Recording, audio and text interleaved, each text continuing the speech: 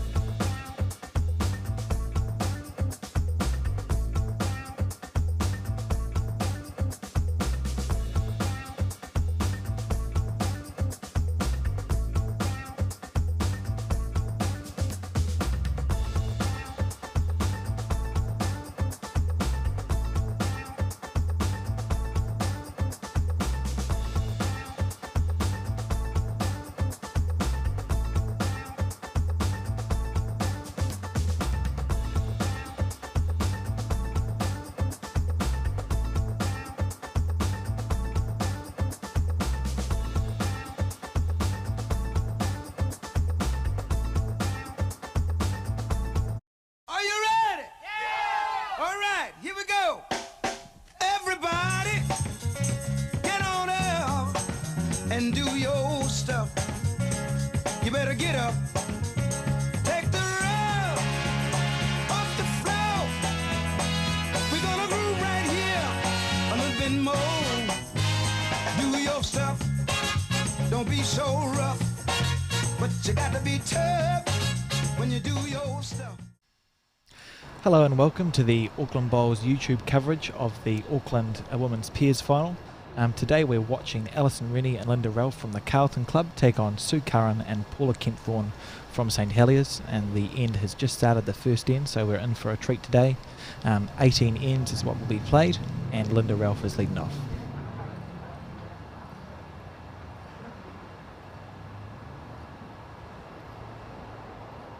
Looking very pensive there and playing her first bowl on her backhand. The semi-finals of these games were both played earlier on today, so the teams have had 18 ends of bowls each and should be in fine form, and a good start there from Linda.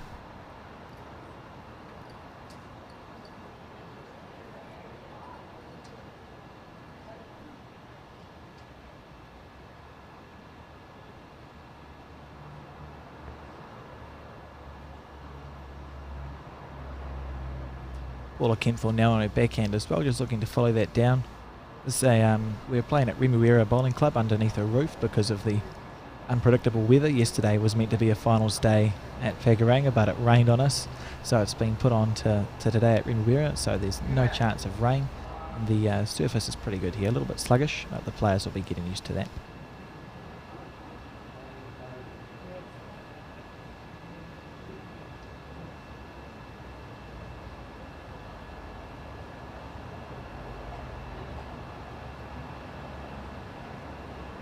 Yeah, really good first two good bowls there from Linda Ralph on her backhand, setting up nicely for her skip, Alison Rennie.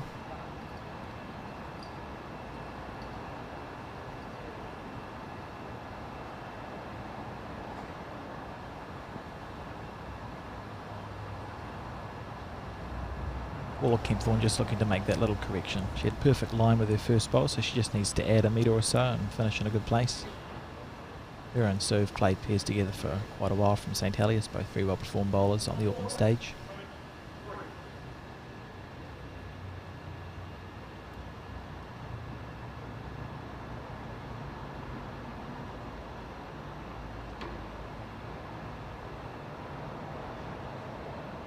Linda Ralph making to look at holding 3 on the first end. Beautiful track here.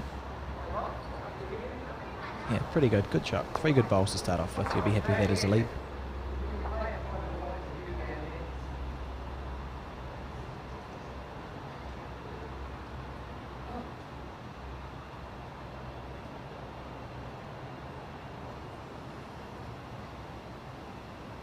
And Paula on her backhand again, so both leads have started off on that side of the rink, and she'll just be looking to make a little correction. She hasn't been far off with the first 2 bowls.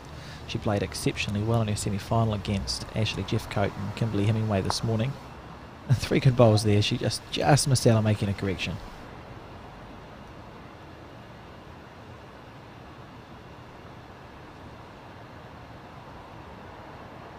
think we can look forward to a pretty tight drawing game between these two teams.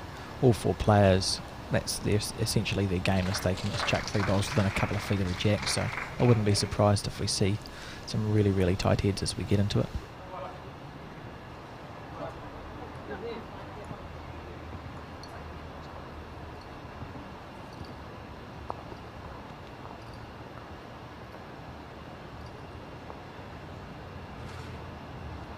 Ellison opting to play the backhand as well. It's the track that both the skips have seen, so they should know pretty much where the green is at this point. I'm just waiting for it just to come back in from there. Looks like it's got reasonable weight, but not sure about the line. Happy with that. Looks like they're probably sitting with 4 shots there, I think, on the first end.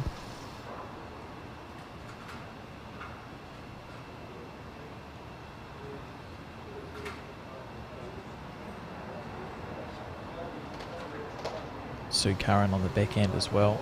Lovely delivery from St Heliers. Bit of pressure on the first bowl, and it looks like she's risen to the occasion. Yeah, good shot there. She just got bogged on that last bowl of Ellison for 1 within a foot of the jack.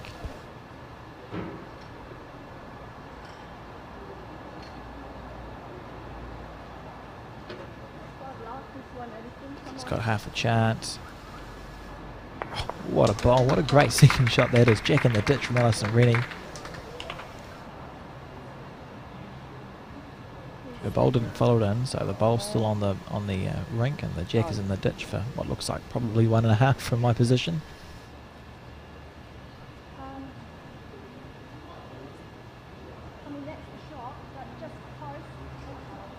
Interesting decision here for Sue as to what hand she plays.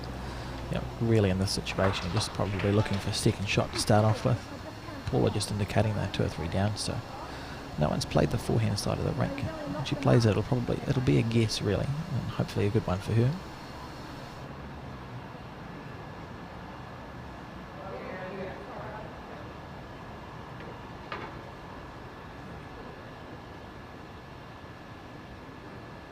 Saw the jack there in that last shot. It's sitting in the ditch. Sue Curran here on her forehand, watching this bowl intently, whether it's going to stop. Just trailing into the ditch there, so it's got to come down to her last one to try and save a bundle. There's the head, yep, and Alison ready on her forehand as well, just looking to add a bonus. Put all the pressure on, so it's the first end of the game. You want to start off with the pressure really, that's what Pierce is about.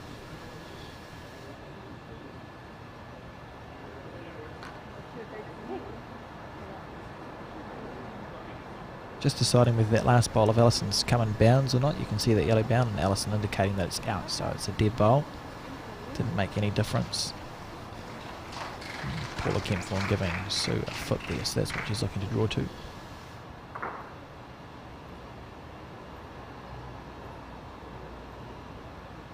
Sue on her forehand looking to make that correction. They're 3 down on the head with a jack in the ditch, and she'll just be looking to draw a second shot.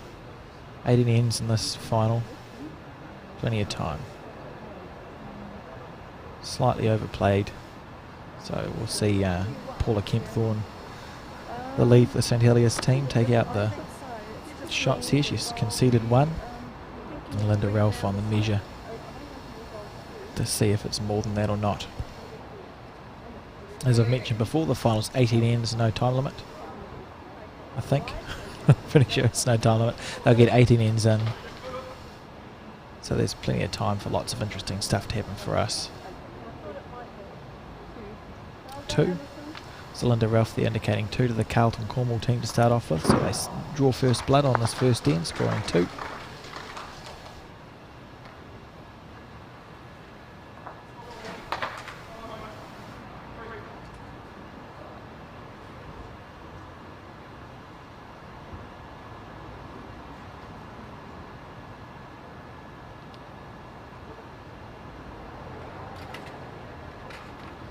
The jack just being delivered by Linda. So when we were the first end was starting, the jack was overthrown, and it looks like we're nearly going to get a similar thing again. Oh, fantastic rate control there from Linda. The jack sort of sat right up on the edge of the ditch and didn't go in, so it gets put on the 2 metre mark now, and Linda will probably opt to play her forehand, I think. That's the side of the rink that the leads have been playing. That side to the ditch is what you find usually in with a pairs lead. So they pick a hand and they sort of stick to it, go up and down on it.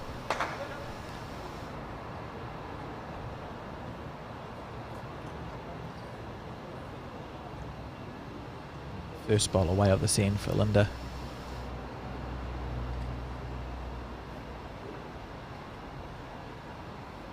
Reasonable effort here, it's a perfect line. Yeah, great start. That's a perfect first bowl as a lead. You want your first bowl pass and then work from there.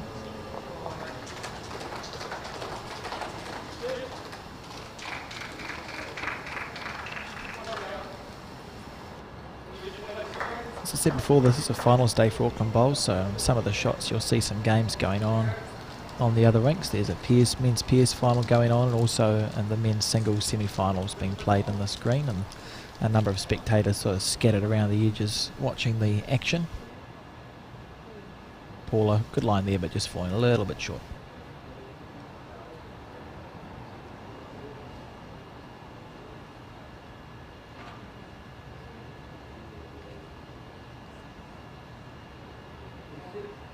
Oh, laughing at that one, so she must think she's missed her line, I think. See how far it runs in the end.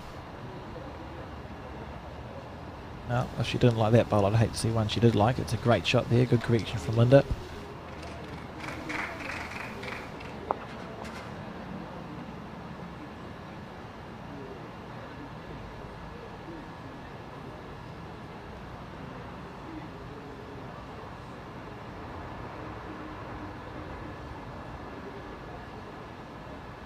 Well, it's got that lovely sort of pendulum swing action.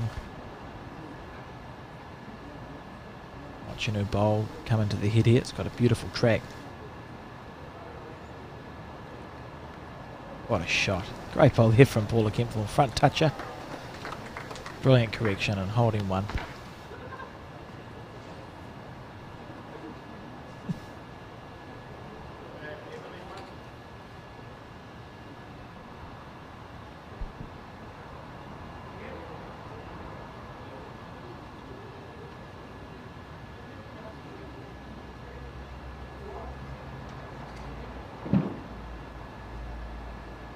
They're just looking for another bowl close, so Alison didn't indicate any sort of shot play to be played then. That's because your lead's job is to sort of set the head up, so at the moment they've got second, third and fourth shot.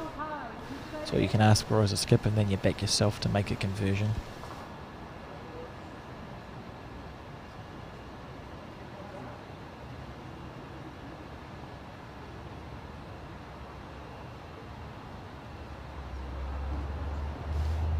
Paula on her forehand again. She just played a screamer, so we'll see how good her memory is. Looks like it's breaking into the head pretty reasonably. It's got a lovely track. It's just down to how well she's remembered the weight. Oh, great effort there. So just falling short. It's probably third shot, I think.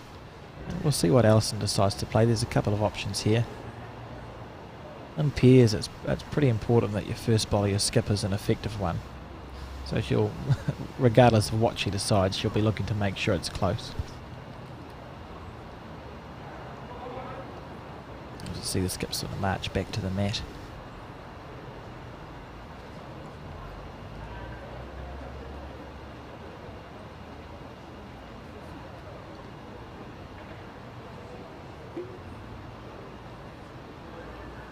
Having a nibble on the backhand from Alison, so she's looking to be effective with her first bowl.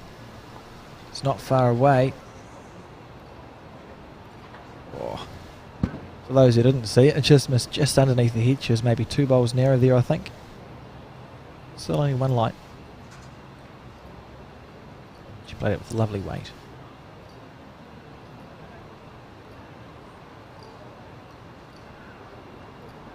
So we'll just be thinking, get as close as you can get. You know, if Alison does move something, it's probably not going to be more than 1 or 2 down.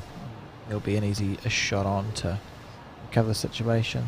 Yeah, that's reasonable too there. So they've now got the back pole, which probably changes Alison's shot. Sort of expect her to decide to draw on the forehand now, I think. Yeah, that's what Linda's indicating.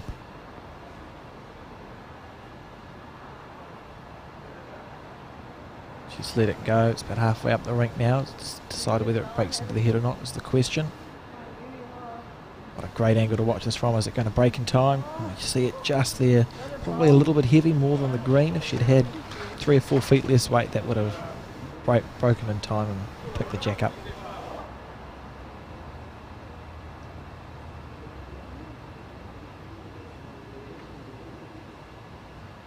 Sue on her backhand, so she's switched.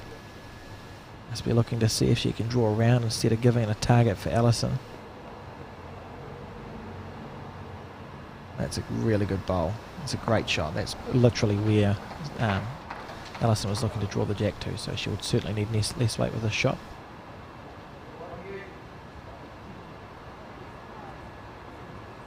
See Linda intently watching this bowl as it comes into the head, and she's given up on it. I think it's going to be narrow. Yeah, but narrow and a bit short there. Allison will be disappointed with that. Now it's time to add a bonus.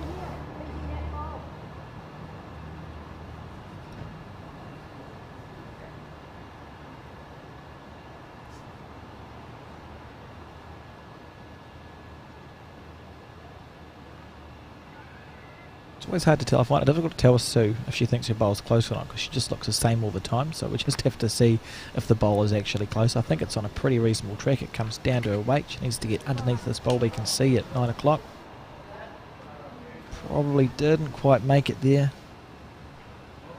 One there to the St Heliers team, so it's 1-2 after 2 of the 18 ends that they're going to be playing this final, this women's pairs final for the Auckland Bowls Championship.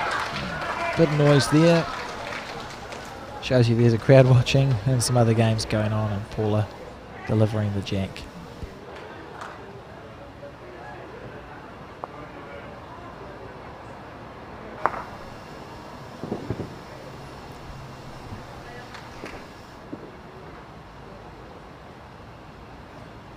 Run essentially to the 2 metre mark there, so it's a longish end.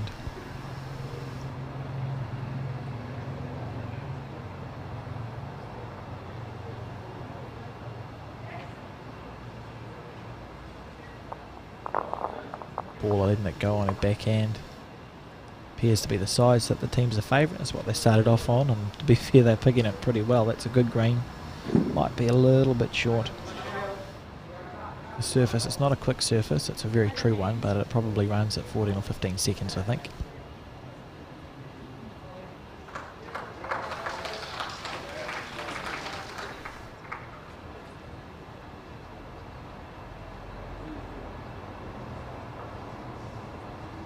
Linda Ralph on her backhand as well. In her head, she'll see Paula's bowl there, and you're just looking as a lead. You're like, right, there's a target for me, there's a track. I just need to just get around that and see how it goes. A well executed bowl there as well. It'll be interesting to see if Paula changes her hand or not.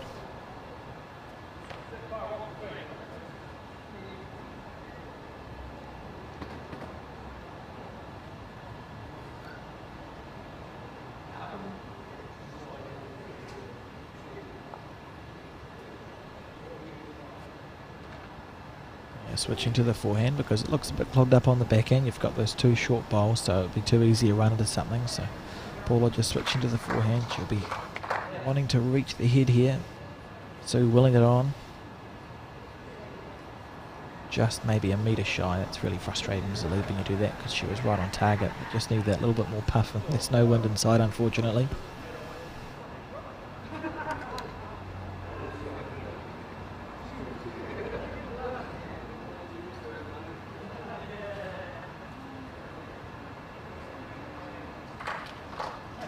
Under on her forehand as well.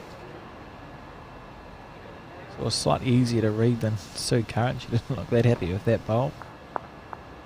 And a bit stiff there. She was narrow, but she was unlucky to get that bad result.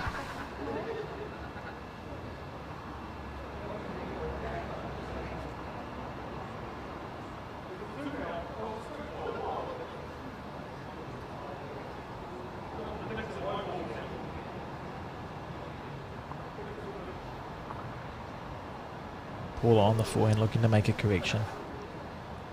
As the lead at the moment, we've got 4 short bowls, so either of them, they'll be thinking to themselves, if I can get a bowl past, that's great for my skips. I'm giving them an opportunity, and that's what Paul has done there really, really well. That's a great shot. And bowls, the jack much more often moves back than moves forward, so she'll be pleased with that.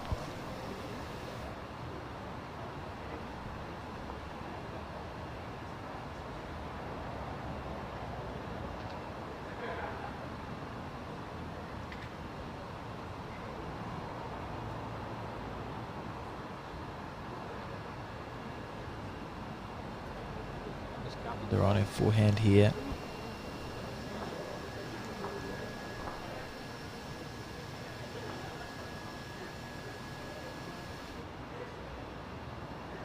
If it stops, it's good.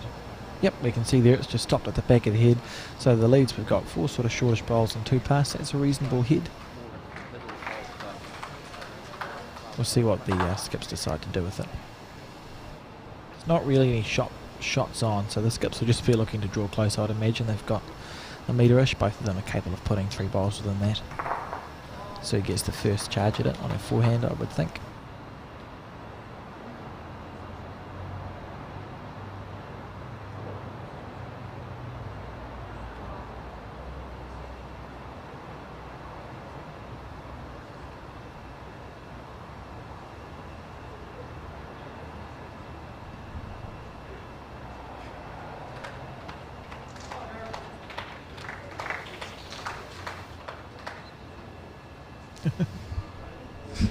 I heard you.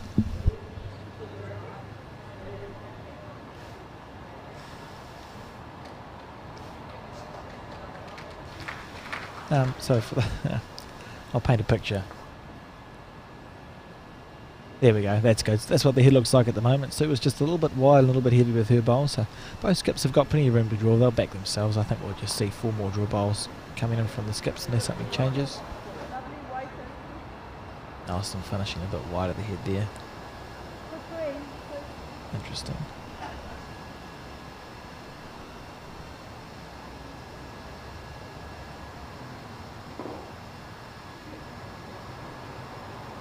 So just looking to make a correction on her forehand. Watching the bowl intently. So we see it. We'll sort of see it come into the head past Linda's left shoulder. There we go. Beautiful track there from Sue Curran, just a little bit overplayed.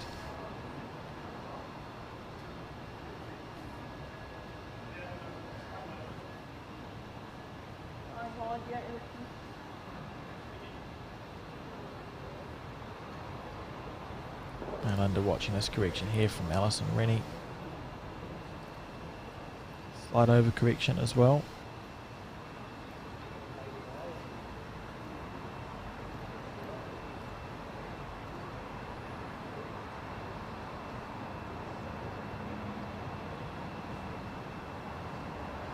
Carlton Cornwall are holding 1 on this head, with about 3 or 4 feet of room to draw in. So Sue on her forehand for the 3rd time, just looking to make a correction again. Excuse me. Slightly overplayed.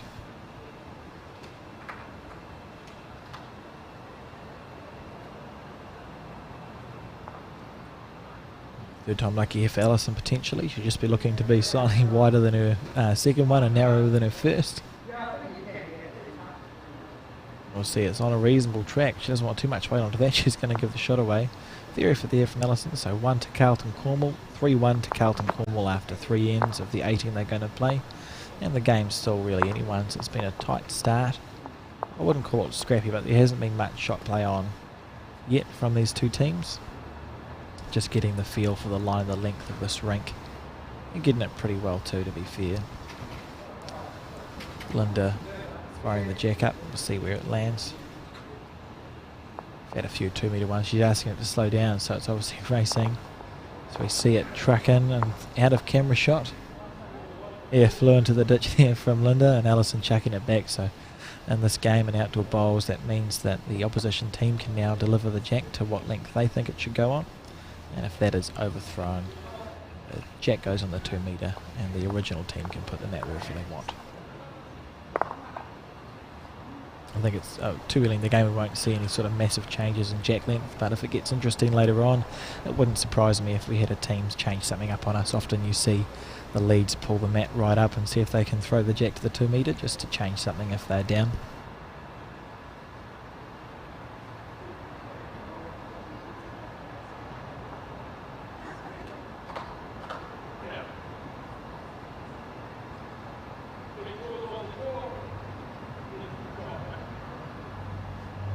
Linda leading off on her forehand here.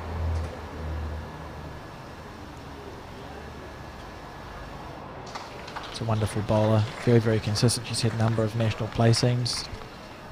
Great shot there. Been runner from national peers a couple of times. She's won a Pathways, what used to be called the Pathways Fours, and has been in the Auckland and centre team for a number of years now as well.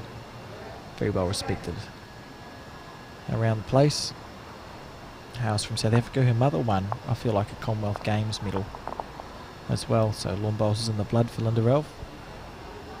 And Paula following her down on the forehand, making sure she's not short with the first one. That's a handy first bowl for a lead.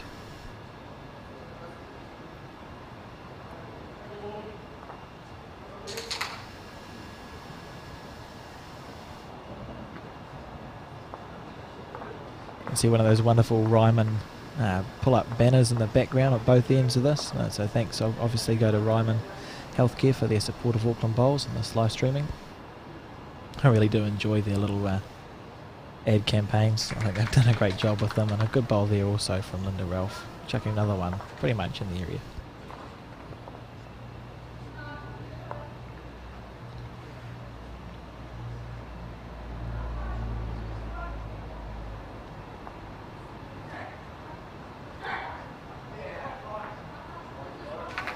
Paula Kempthorne on her forehand. She had a really good first bowl to work from. She'll essentially feel like she has to play the similar thing again and hope it pulls up. It's a sluggish surface, so that's how you sort of think to yourself as a lead on a slow green.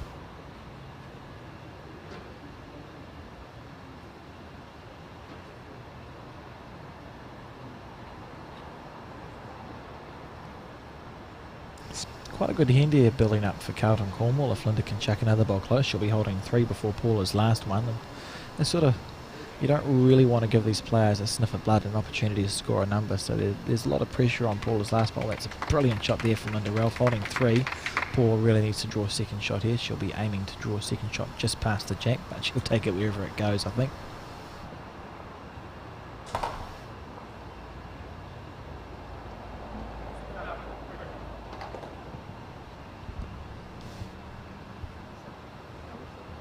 Paula on her forehand. This is real close.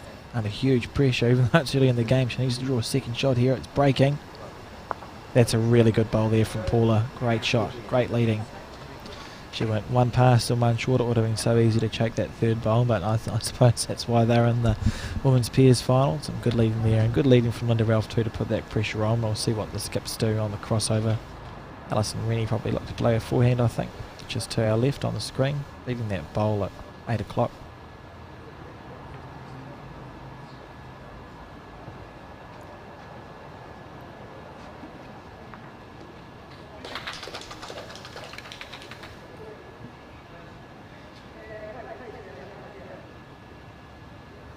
She's let it go. Watching it pensively. I'm not sure if that's a good sign or a bad one. It's coming to the head now, looking a bit tight. Inside out off Paula's. Oh, what a result that would have been, but she had good weight because she's punched Paula's bowl up for another second shot. So St Heliers is sitting there now, 1 down, but they've got second and third. Paula and so just deciding what hand to play. Forehand looks easier, I think.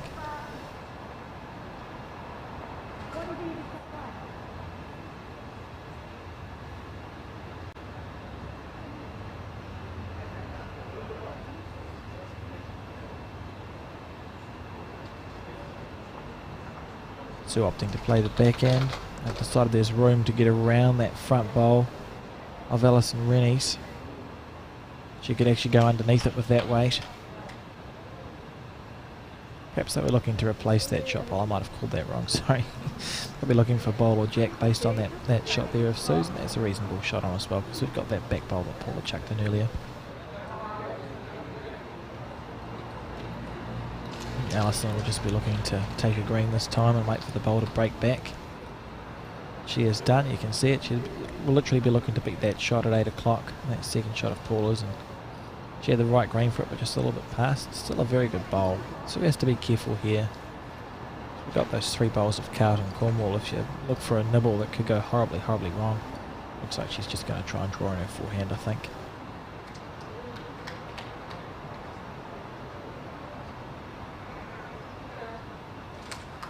That was lovely out of her hand, very smooth. Usually means the bowl's not that far away from its intended destination. So we see it come into the head now. Rest on those 2 bowls, it's brilliant. It's a great shot. So St Heliers now his second, third and fourth shot. Alison Rennie will be keenly aware of. She'll just be looking to draw a second here.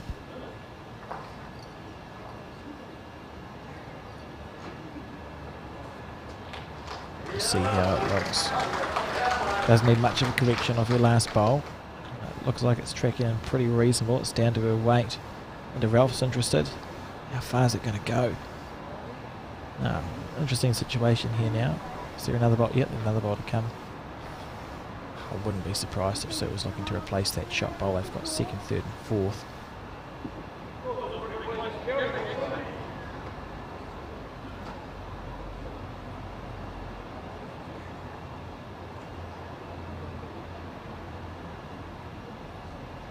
On the nibble, needs to get underneath that bowl that we can see at the top of the screen. I think it's just going to hold. That was beautiful weight for the shot. See, it would have just sat it out and sat for 4, and it wasn't to be there. So Carlton Cornwall score another one, going 4-1 up now after 4 ends of the 18. So only 14 ends to go, and 4-1 up to Carlton Cornwall in this final of the Women's Pairs Championship for Auckland Bowls.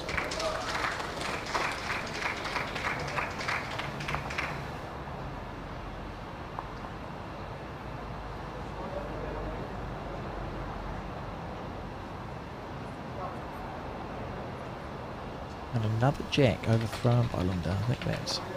We've played 4 ends and I think 3 of them have been overthrown. Which is intriguing because it is a slow green. And she's been playing amazing bowls, so usually that equals a good jack throw, but who knows.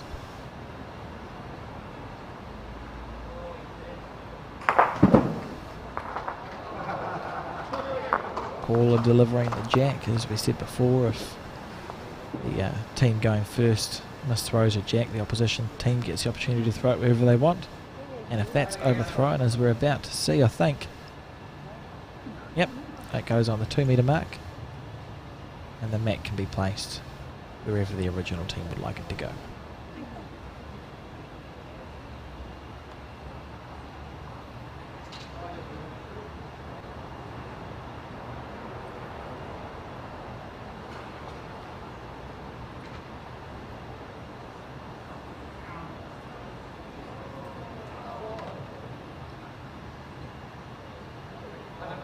Player still sticking to that backhand side of the rink.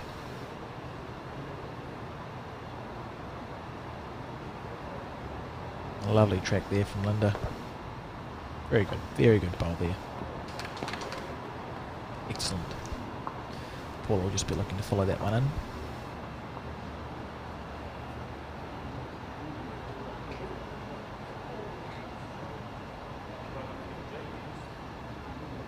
When we're talking backhand and forehand and bowls, obviously we're talking which way they're going. A backhand is across your body, so for a right-hander, a backhand is to your left. Let it go across the body, and their forehand is to their right because it's going away. And for a left-hander, that is reversed. So away from your bodies to your left and across your bodies to your right.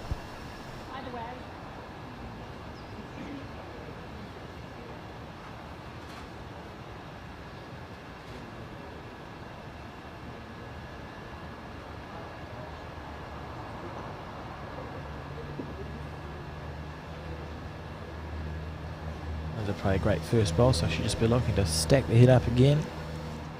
It's on a good track. I'm not sure what the weight looks like. If it's got it, it's absolutely perfect. Very close here. That's great leading there from Linda Ralph. 2 bowls within a few feet of the jack.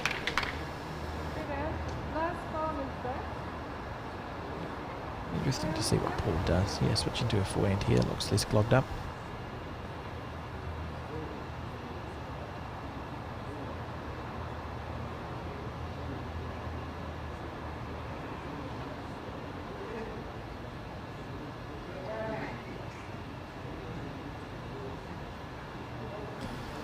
Paula on her forehand. It's only the second or third time this side of the rink has been played in this game, so it's a guess at best, and it's a pretty good one. This is chugging into the head, absolutely beautiful. What a bowl there from Paula Kempthorne. Probably drawing second shot, I think. Oh, Sue Curran might have indicated one up there. It's drawn the shot, it's brilliant. Now, Alison's indicating one up. Maybe we'll see a measure at the end if nothing changes, but a good shot regardless there from Paula.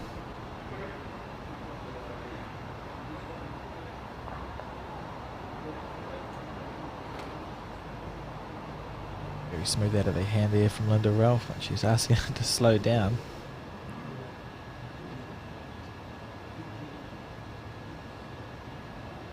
She knows what she's talking about. Good bowl there though. As a lead, if you finish past the head, it's never really a bad thing because the jack's only ever moving back, and that's the problem we see here with St Heliers. They've got the shot and one short, but you need one past at this point.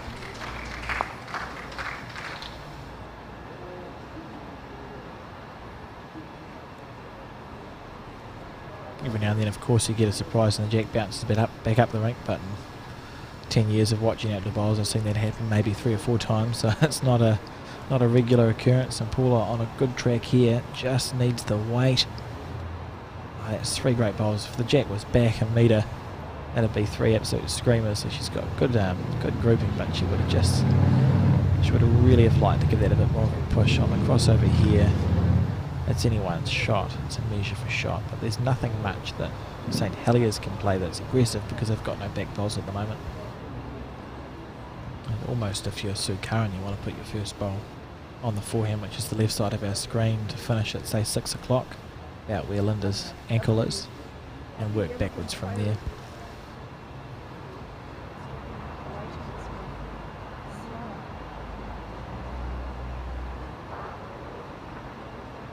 Alison's going to get the first go at it though, because through virtue of scoring the most recent point, they get the first bowl.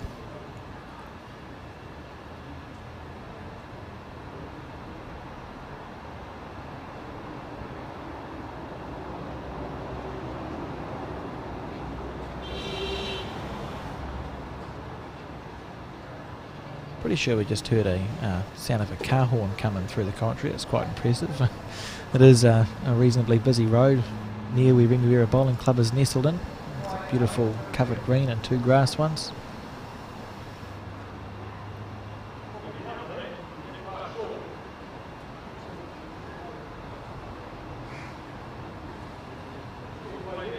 Sue opting to thread the needle on the backhand. This will be an absolutely magnificent bowl if she gets it perfect. She's seen a lot of bowls go down this rink on this side, so she knows what track she needs, and she was just looking, I think, to rest that bowl sitting at 5 o'clock for either first or second shot, depending on if they've got one or not.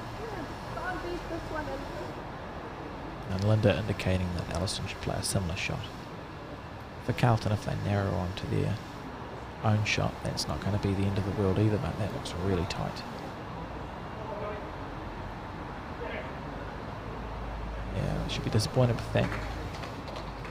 Looks like they were, based on the weight she played, almost looking at punching through, so I would assume that means St Heliers is holding one. I'm looking to draw a bonus here with Sue's bowl.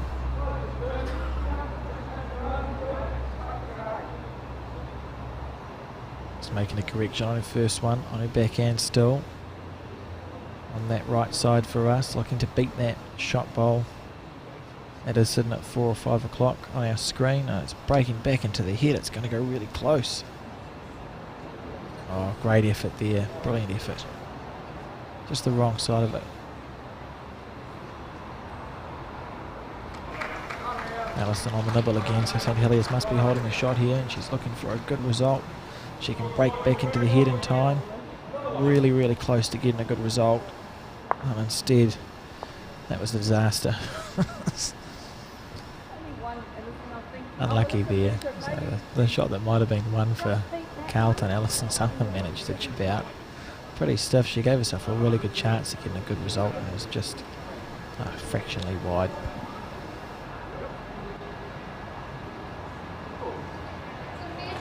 Sue's going from drawing for one to maybe drawing for 2 or 3, so it's really important that she is close with this one. She'll be looking to give herself every chance, and it's on a great line. It just needs to just curl at the end.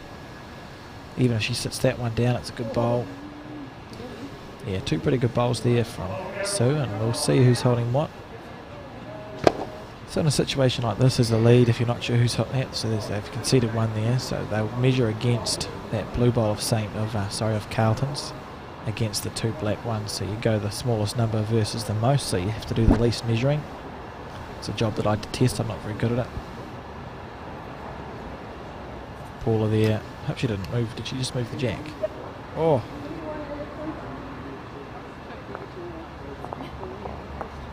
What is going on? Right, okay, St Helier scored 1 point there, and I believe Paula might have moved the jack measuring for 2, so in a situation like that, you stop counting after the number that you've conceded. So 1 to St Heliers, 2-4 to Carlton Cornwall after 5 ends of the 18. And a jack throw that stayed on the rink this time. That's a good start.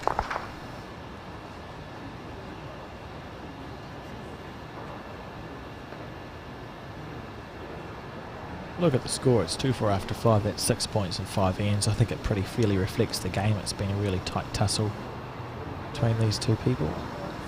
Paula just resetting herself. Someone might have moved, or certainly wasn't a gust of wind because we were inside, but something would have happened. So she's just resetting herself and getting ready to play her first leading bowl on the forehand. She's to our left. That's a reasonable effort if she's got the right weight. It's a beautiful track. Just a bit short there. Half the ingredients were right.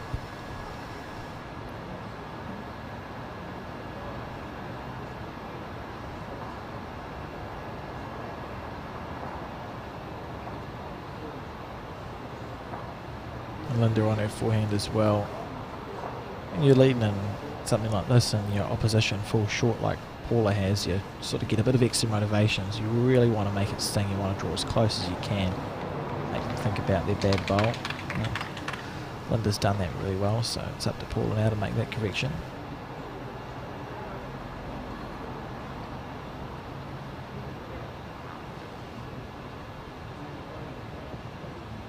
Great bowl there from Paula.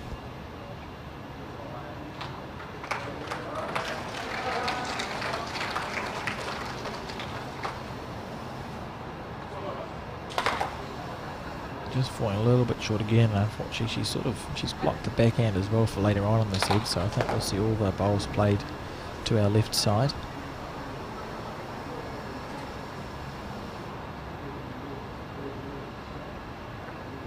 Like a bit of a flick there at the end from Linda Rell, so we'll see if it makes a difference to the bowl. She's asking it to run. Good enough, that's a good shot. Brilliant, holding 2 there. St Heliers just needs 1 in the mix. If they drop a 1 or 2 out of the set, they won't be that upset.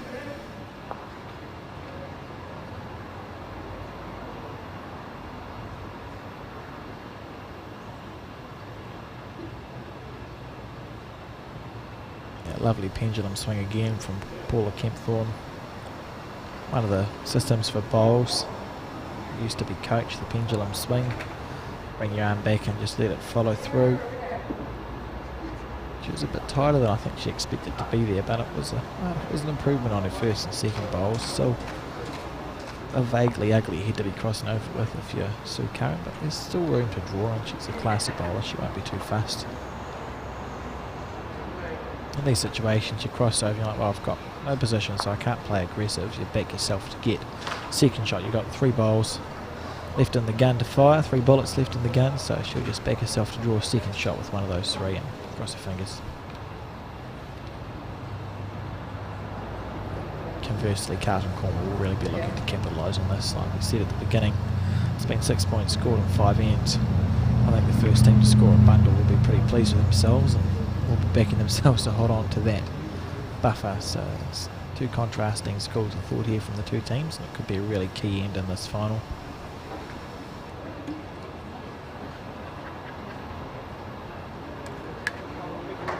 So we see Karen march back to the mat. Big bowl.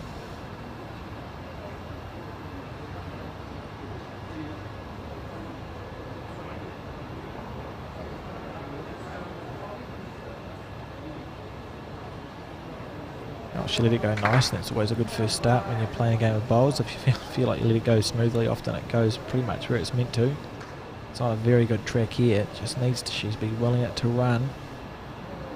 Willing it to run. How far is it going to go? Just falling short, but what a brilliant first bowl that was from Sue Curran. Cutting Carlton Cornwall down to 1, and those short bowls of Paula Kempthorne's were actually brilliant because they're blocking the backhand shot from Carlton.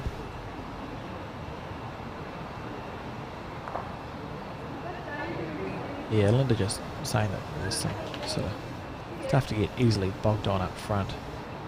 I think calling Alison to play the backhand, threading that needle to finish at 3 o'clock. That looks tighter than Alison might have liked it to be, but if it's got good weight, it doesn't matter. It's going to finish in a good place, and she's looking for the jack. Oh, she's moved the jack back. That's a brilliant shot there. Not quite what was called, but it was good weight, and they're now holding 2. Pretty well protected too, actually, to be fair, because we've got those guards, those blocks at the front. Not sure how Sue can find a way to get in, to be fair.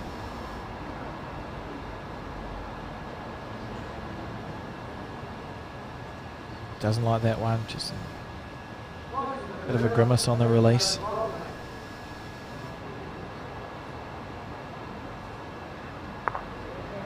Good shot though. Good shot, moved their own ball up for still third, but a bit closer.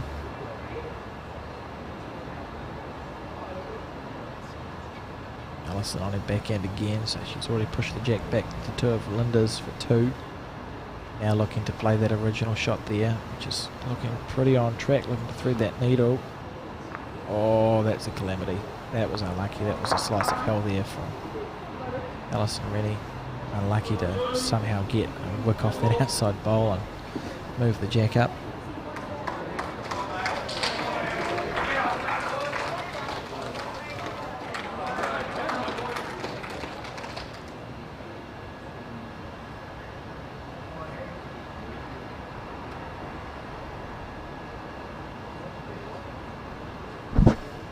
Paula Kempthorne gave her a skip a foot there, so she put her foot where she wanted Sue to draw. You see that quite a bit in bowls. It's really handy as a skip sometimes just to have that real physical demonstration ready to go. And what a shot here from, what a shot. That's brilliant bowls from Sue Curran. I reckon she's drawn the shot there. Somehow thread that needle, and this head has just turned itself on its head, really. Gone on a crossover. Carlton Cornwall were holding 3. Even 2 bowls ago they were looking pretty healthy, and now they're 1 down, and it's not easy. They have got the position at the back though, and Alison on the probe. She gets connection. This is brilliant. Wow, that's unlucky.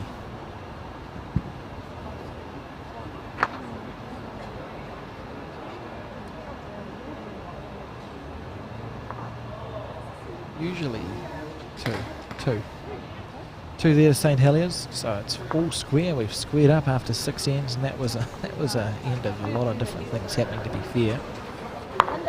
Carlton Cornwall will be feeling like, well, how'd we drop 2, they'll be thinking.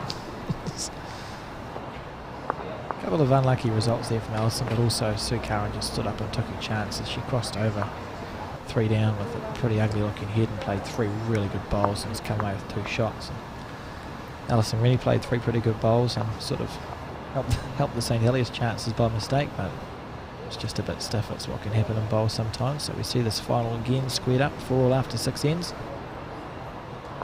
That's what we like to see, keeps it interesting.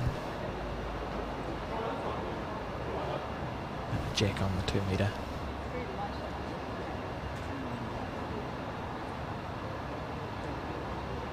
Karen Hemmer in the background on the left.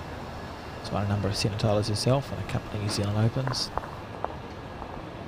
Coming to survey the scene. Paula on her backhand, and she'll be Not panicking yet, but sort of you're leading in a final or any situation. You want your first ball to be passed, and you know very well when it's not being passed. So she'll just start thinking to herself, maybe I should be missing a bit heavier than I am. She's picking the green absolutely brilliant. Just that weight hasn't really come yet for the St Heliers lead. And this is heading straight for that bowl from Linda Ralph. We've got a good block from Paula there. Linda getting a little bit bogged on it, but still following through for one.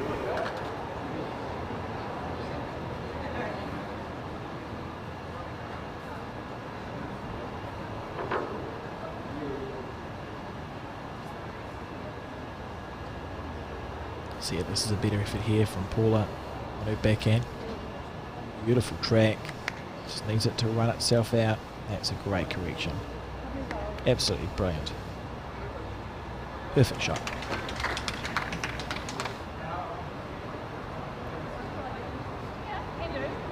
Yep, you're just coming in just under your own.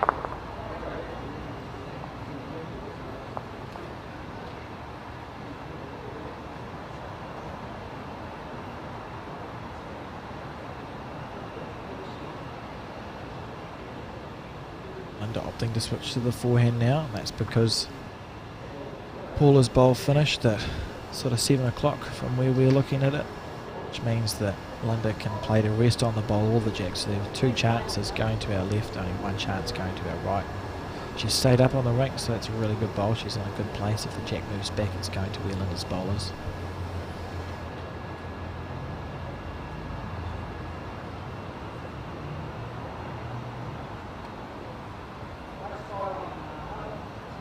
Test out Paula's memory, see how good it is. She's played one absolute screamer already, and she'll just be looking to do exactly the same again. Then cross your fingers. Beautiful track. I'm not sure what the weight's like. Oh, she remembered what her first bowl was. And we'll just see Linda here to make a similar sort of bowl as her second one. Bowl or jack here, maybe a little bit less weight than what she had played with.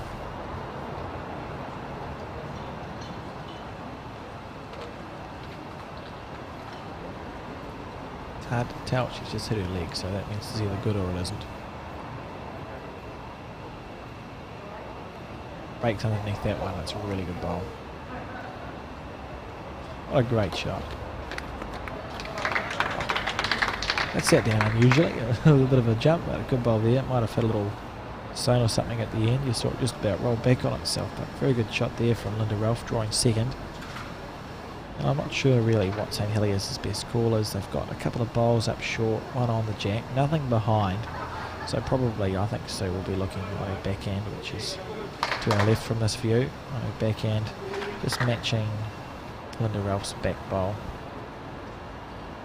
So we see the skips walk towards the mat.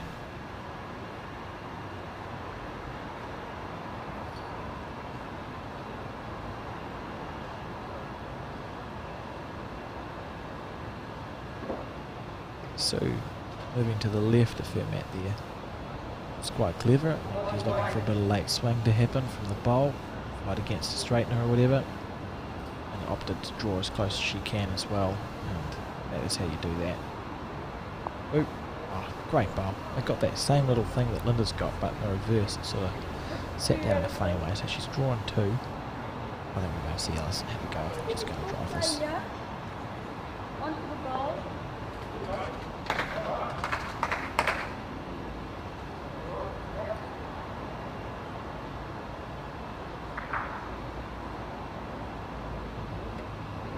Or just play over draw bait onto Linda's bowl, obviously. Doesn't really change. Well, the head hasn't changed Alison's bowl. She just pushed it a bit wide. Might as well just stack it up here for you, Sue.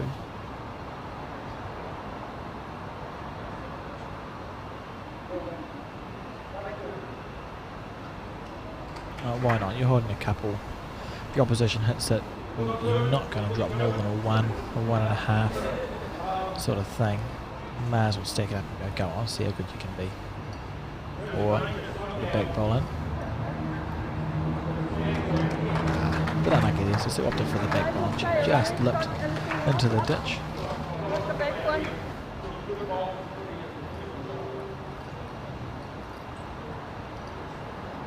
Allison much more forceful now on the forehand, willing it to hold. What happens if she hits the plant? Very little shimmying off those short bowls of Paula Kempthorne's.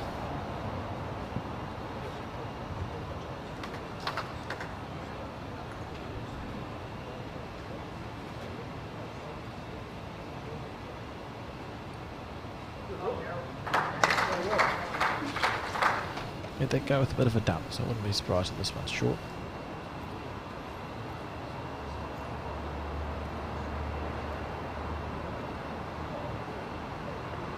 Well, if she was looking to draw the ditch, it was short, wasn't it? Good bowl there, so that's sort of a fourth shot. It's a really good head here for St Heliers. Even if Allison connects, it's not going to be pretty. She's very close here to the jack. Oh, what a bowl! Okay, well that was absolutely brilliant. That was fantastic.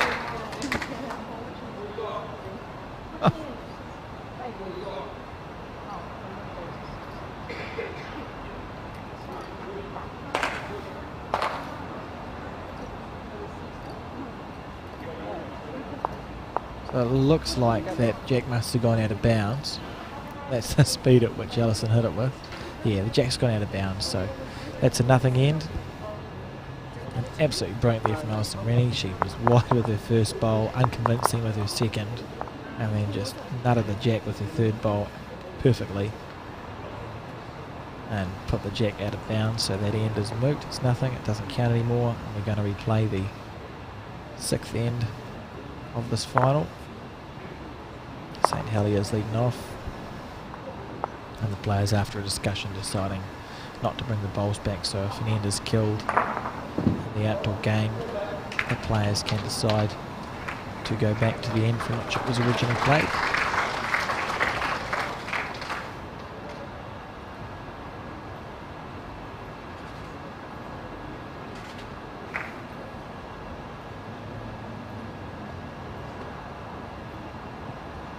The last time, it's interesting because the last time they played up this way, St Heliers did score 2, but on the crossover they were an ugly 3 down, so we'll see what happens here. Paula will have that in the back of her mind, looking to give a little bit of a better platform coming back in this direction. That's a reasonable start there. She doesn't need to add much of a push.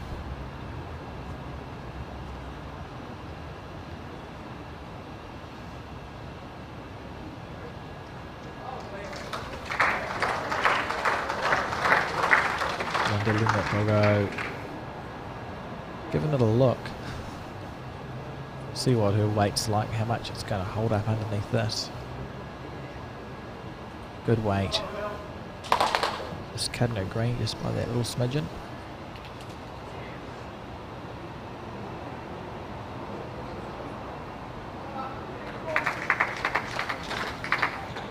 Paula Kempthorne on her forehand looking to make a correction.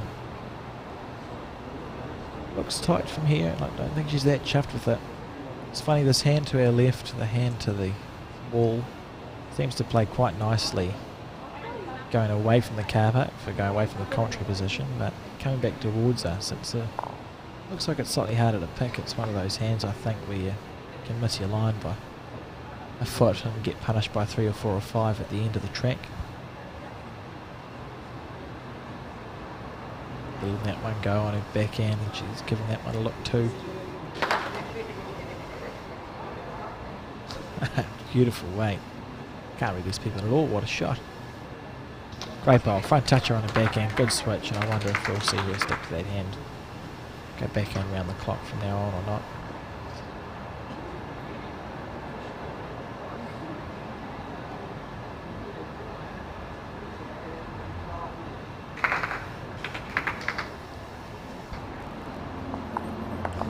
Backhand as well. She's just seen Linda play a bowl down there, so she sort of knows what the track is vaguely. It's on a good line. On a very good line. How's the weight here? Brilliant bowl. Great shot. I would not be surprised if we see the leads sort of switch their thinking and go round the clock on the backhand now. So everyone's playing well going away from the contrary position, but coming back up, the heads have been a bit looser, so I think we'll see them switch. Sometimes all you need is that little bit of confidence. You get forced onto the other hand and play it well, and that's what you stick with. Linda Ralph on her backhand again. Beautiful line. A good shot. Very good shot there. The third shot, I think.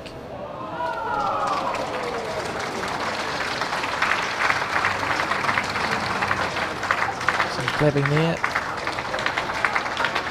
from the crowd, and I think that we've just seen, for anyone who's watching and wants to know, I think we've just seen Michael Reeve from Hunters Corner beat Liam Hill from Royal Oak in the men's single semi-final and make his way into the final to play the winner of Darryl Gordon or Matt Berry. That game is still going. Great effort there from Liam Hill. The age of about 3, I think 12, making the Auckland single semi-finals. Fantastic. Back to this one, we've got Sue Curran on the backhand.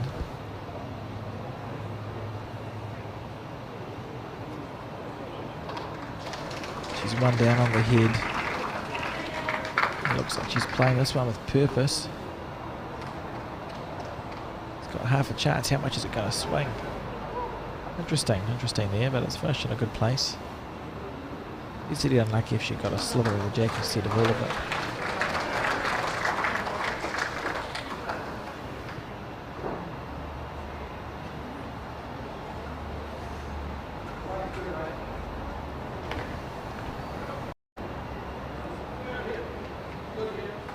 Allison just coming underneath the head with perfect weight. So nothing's changed.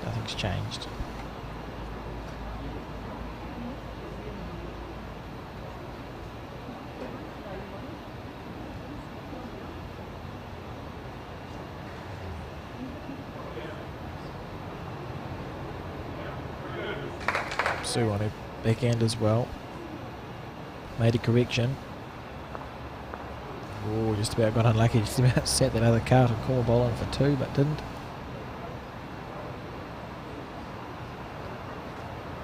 Allison back on her backhand. Looking to make a correction again. Lovely track here. Not sure what the weight's like.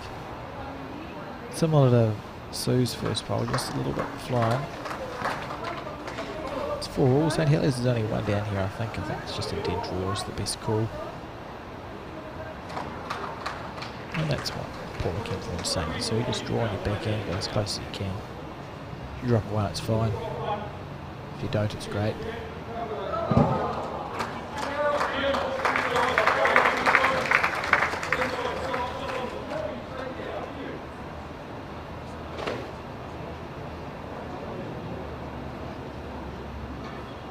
Giving it a real chance here if she's got the weight right. It's down to the weight entirely now. Got a beautiful track.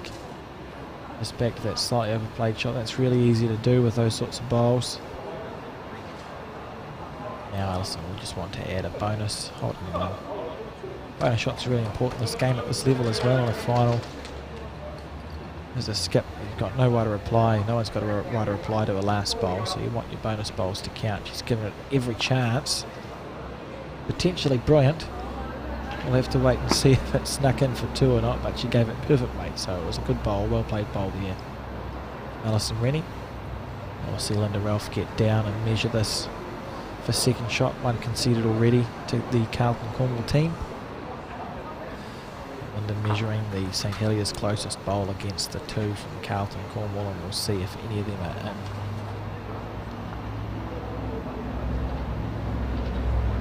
One, I reckon. Yeah, one there. One to Carlton Cornwall, so it's 5-4 now to Carlton Cornwall after 6 ends of the 18 that are going to be played in this final.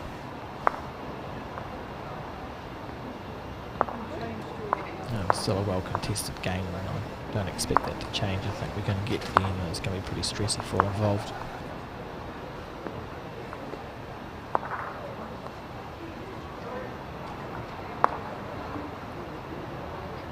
Ralph delivering the jack.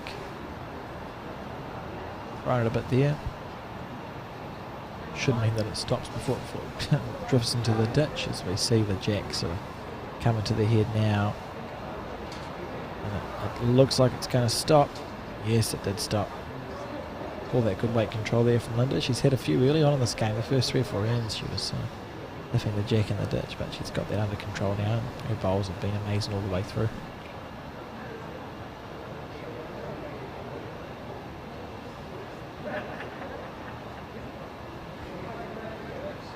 the backhand side. This is the one they've been playing well, going away from the contrary position.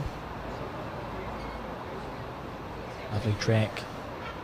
Lovely track here from Linda, down to her weight. Good shot. Essentially a perfect first bowl as a lead. Try and do that again in your full shot, you've got to touch her. You can come over, though. Yeah, come over.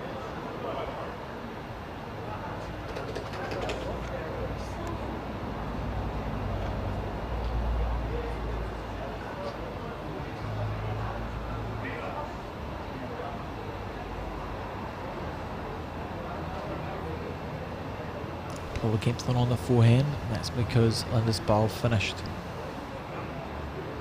at 7 o'clock as we see it here. So Paula's on her forehand so that she can either rest the bowl or take the jack back, whereas if she'd played the other side, the side to our right, it would have been moving it towards the opposition if she'd got it. You might have to come this way, Linda. And Alison asking Linda to switch hands as well now because of Paula's bowl, which sits at 2 o'clock. It's in the way a little bit. You can hit it up and it can go. Could be a calamity for the Carlton Cornwall team, so they're avoiding that by switching to the forehand now.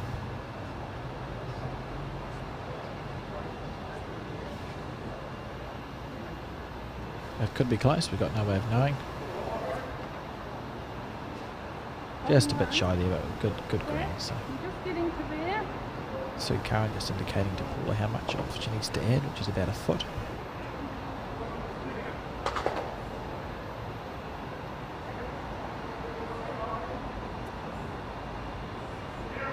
Out of your hand pretty smooth, I reckon this is going to be close. Although it now looks tight from this angle, so it might not be. See how the weight is. Oh, she corrected just the wrong way. If she'd done that in the other direction, it would have been absolutely perfect. That certainly sets the head to be on the forehand side to our left. And Alison just giving Linda a foot there.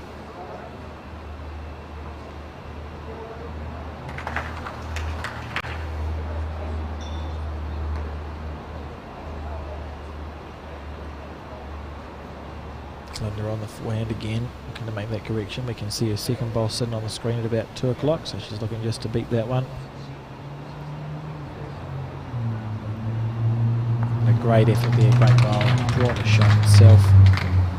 One at the back, so Paula's job is just to get one close as she can.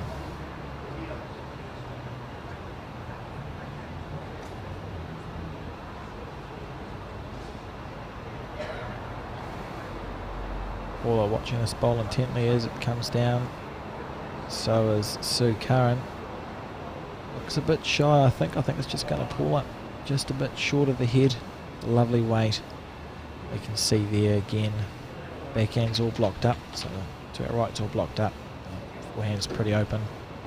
No position for either team, so we'll probably just see the skips look to draw as close as they can. All four of these players mentioned earlier on are pretty well decorated in the sport. I'd be surprised if it's the first in the title for any of them.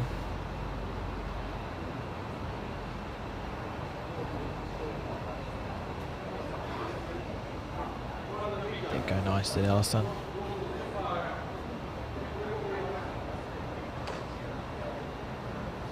Beautiful track here down to the weight. That is very classy. Good shot. 4 in a second.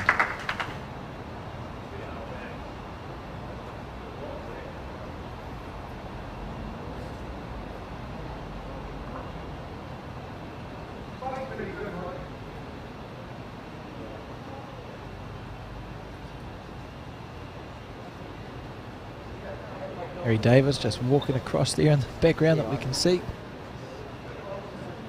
Losing semi-finalist in the Piers earlier on today. What a shot there from Sue Curran. Brilliant bowling forehand. Inside out off that short bowl of Carlton's and sitting one. Brilliant. How aggressive is Alison going to be here? You can afford to be through it. You've got back bowls. 3 seconds, you may as well try and play on first, Yep. Alison. Good call there from Linda.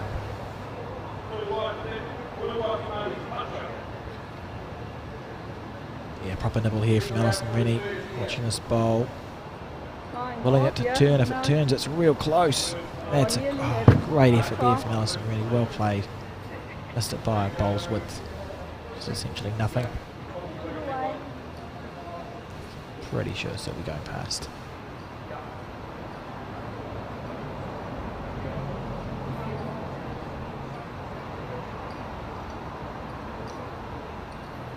So on her forehand again, looking to make a correction from that first bowl. So we know Allison's going to be aggressive.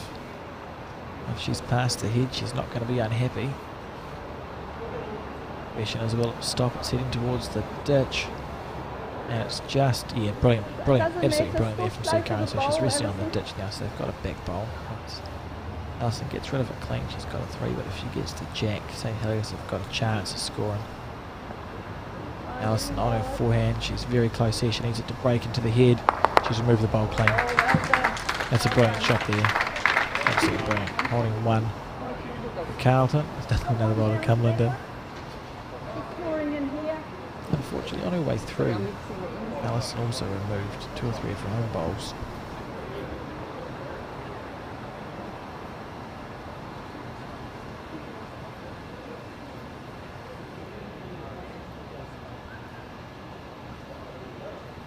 So it could have been a shot for a 3 or a 4, but it was a shot for a 1 at the end of the day. A good one though, and so looking like she might just be finishing on the high side here. Or not.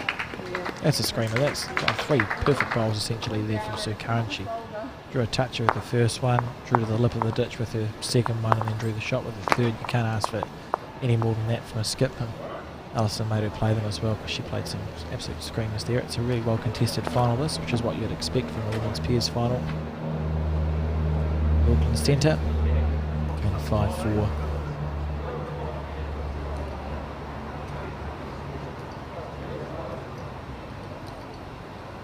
5-all, sorry.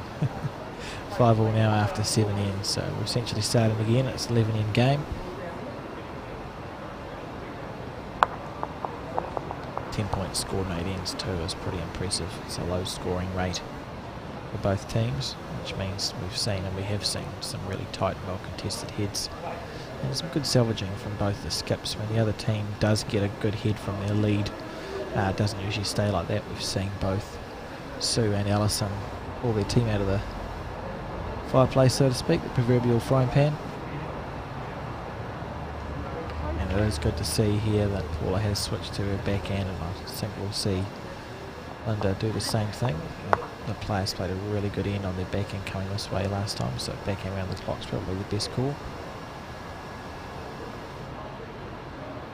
That's what you see at this level with good bowlers who pay attention to the greens and rinks and understand how well they're playing. And often they start off on one side, but as you watch and learn what works, they're not afraid to change. They're not scared to change if it isn't working well. And because of that, they often adapt a bit quicker than their opposition, and I think that's a big reason as to why they're so successful, these players. They're really aware of what's going on.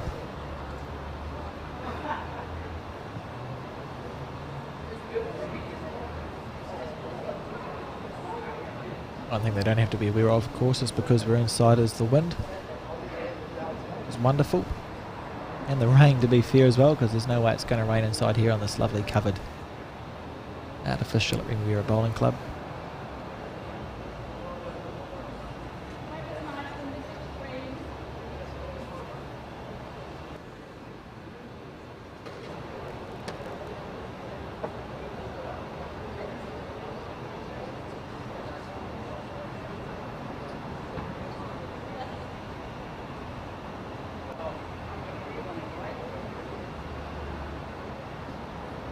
Fair effort here from Linda Ralph. She's got the weight. It's absolutely perfect grain. Great shot there. We've seen Paula Kemp will have 2 bowls of perfect weight. Just a bit tight, so she won't need to make much of a correction here to be counting.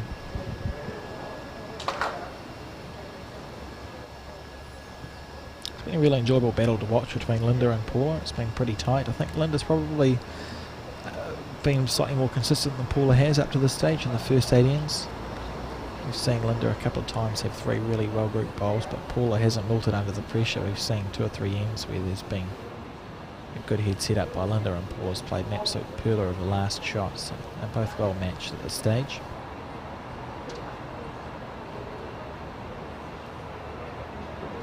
backhand again, and she's giving that one a look, although she's given a few of them a look, and often they end up really close, so I don't know if that means anything.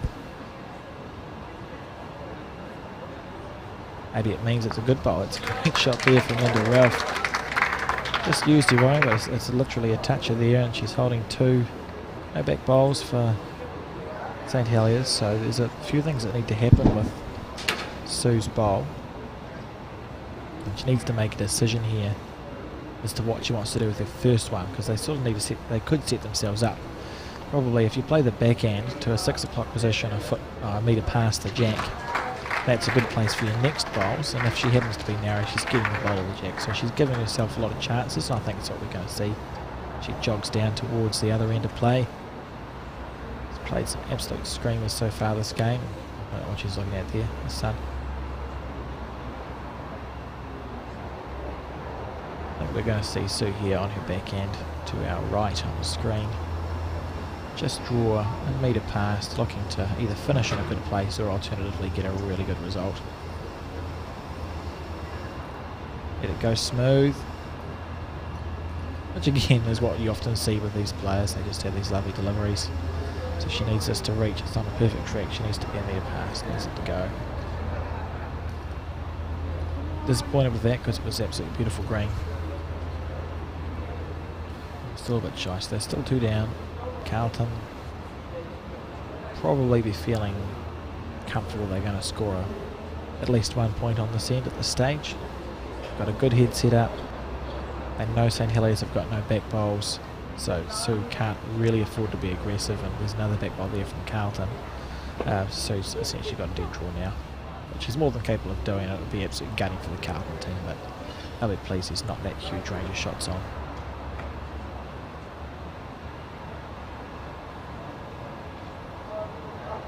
Go nicely again. Half a chance here from Sue Curran as the bowl comes into the head. What a shot, what a shot. That's just magnificent. I don't have words for how difficult that bowl was. That was absolutely brilliant under huge pressure. She had no back bowl, she had bowls level with the jack, and she somehow managed to use them by moving the jack horizontally across at a 90-degree angle to our left with perfect weight and perfect green. That is the shot of the match for me at the moment. That's absolutely brilliant. Alison really having none of it on her backhand with a bit of weight, looking to connect with something. She needs to hit something square. Just missing wide of the head. She'll be disappointed with that. And again, this head's just turned around absolutely 180 degrees, total opposite of what it was a minute ago. We were looking at Carlton scoring 2 or 3. They would have been feeling like they were going to score 2 or 3 to be fair. It was a really good head. And Sue Curran's just played that absolute blinder. Somehow moved the jack across, got that perfect result. Looks like she's holding 3, 2 at least. That's fantastic bowls. That's great skipping there from Sue Curran. Under huge pressure as well, and she doesn't even look like she's under pressure.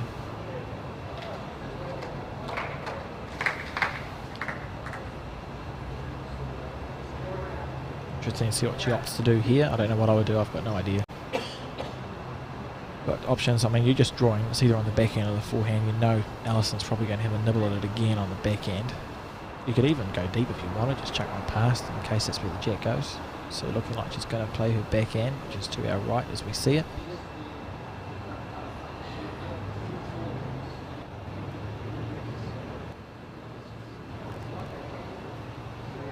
Yeah, let it go pretty good, and I think she's looking to go past, so it's whether it stops now. She'd be forgiven if she missed one, to be fair. She hasn't missed many this game, and she's looking just for it to stop. So we can see it go past Linda Welf's right knee into her ankle, and it has stopped, so it's a good shot there from Sue. She just put in a bit of insurance. If the jack moves somewhere, you know you've got to bowl past. Alison on the nibble. Her backhand, just let it go with forceful weight. How much? It's trying to break, it's trying to swing across, she needs it to hold. Oh, millimetre, cigarette paper away from getting a result there, but ultimately under the head. Just missed it by very, very little. Beautiful weight. She was just looking to change something. In a situation like that, you're probably a couple down. It looks like a couple down on the cameras. You may as well just have a go and see where it ends up. You know, you've got position. At the moment, one conceded by Linda Ralph to the St Heliers team, and she's measuring for the second and third, and I mean the fact that St Heliers has scored even a point on this end is just testament to how good that bowl was of Sue Curran's. She should be taking a lot of confidence out of that. A three. St Heliers, wow. 3 St Heliers after 19, sorry, so it's 8-5 to St Heliers at the halfway mark pretty much in this game.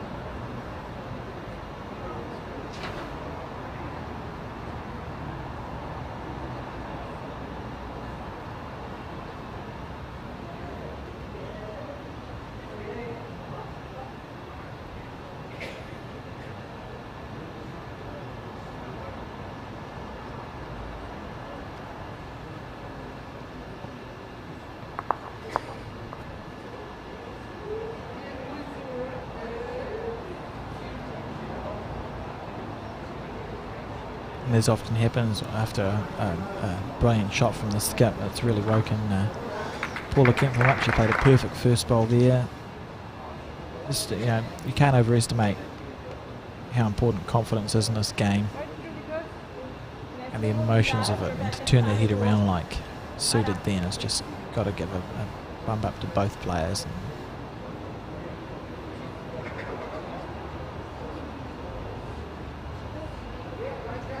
Conversely, they'll be hoping it's deflating for the Carlton team, although the Carlton team has played a lot of bowls, so I'm sure they know very well how to deal with that mentally. As we see here is this bowl of Linda Ralphs. Tried to make it for shot, just a little bit short, but that was just brilliant, absolutely brilliant from Sue Curran on that 8th end for a 3. Paula Kempfel responding really well here as her lead, with a couple of bowls close.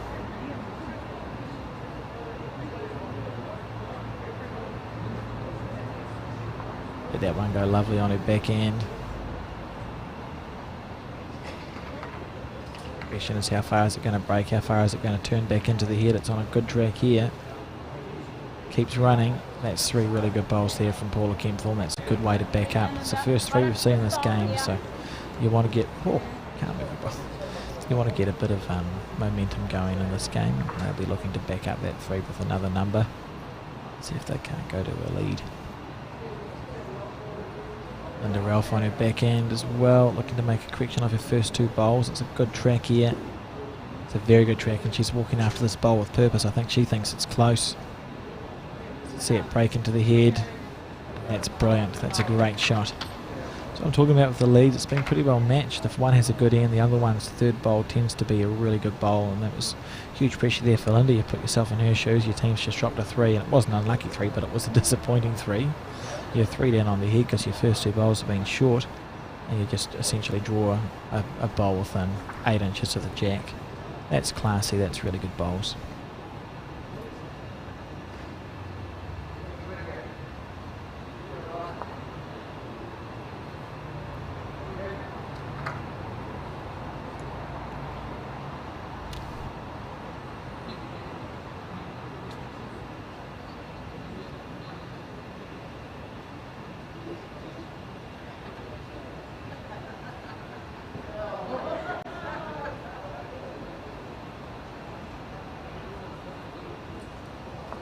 Sue Curran on her back end, looking to add a second, looking to draw the shot. A lovely track. She is playing some beautiful bowls today. That was a good shot. I mean, she was a bowl out. It's a good bowl. Second shot, so they've got second, third and fourth and fifth shot, but that shot bowl of Linda's pretty well locked in, so Carlton Cornwall will be happy about that. And Alison on her backhand as well, looking to back up what Linda's put there with her third bowl.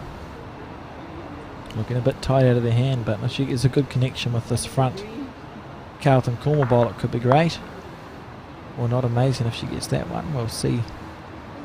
I think that might be one down. Oh, it's a measure. So Linda Ralph just indicating it's a measure there. St Heliers bowl's being pushed into the head.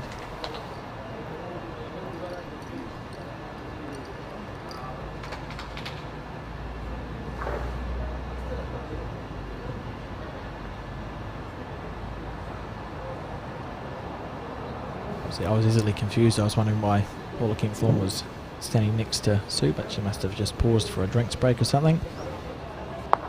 So another good bowl there, just a little bit out. Linda indicating they're still holding on to the shot there. The Carlton Cornwall still got one. They do not have second, third, fourth, fifth or sixth shot, but they have got one, and that's what's all that matters in this game. Alison will be willing this bowl to hold. I think it's a bit tight. So just a bit tight. Just cut a green a couple of times. Going that way, going for a walk up to the head just to resettle herself.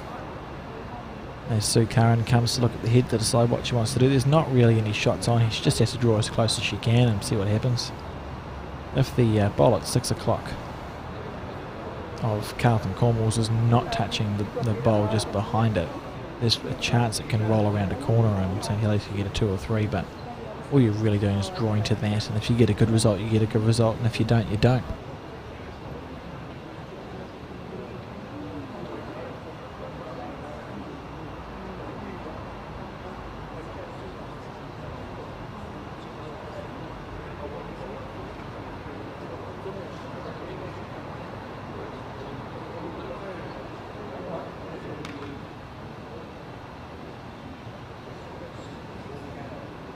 So Sue on her backhand now. On a reasonable track, she's just looking to get as close as she can. She's on a really good track. How quickly is it going to break? It's down to the weight that she's played this bowl with. Really close here, just around the corner. That's absolutely magnificent. That's a great bowl. So that bowl of Carlton Cornwall's was not touching the one behind it, which means that when Sue drew to it, it was able just to move instead of locking. And a great shot there from Sue Curran to sit with 2.5, I think. She's played some brilliant bowls this game, has skipped really, really, really difficult shots to play, and she's played them well, and convincingly too.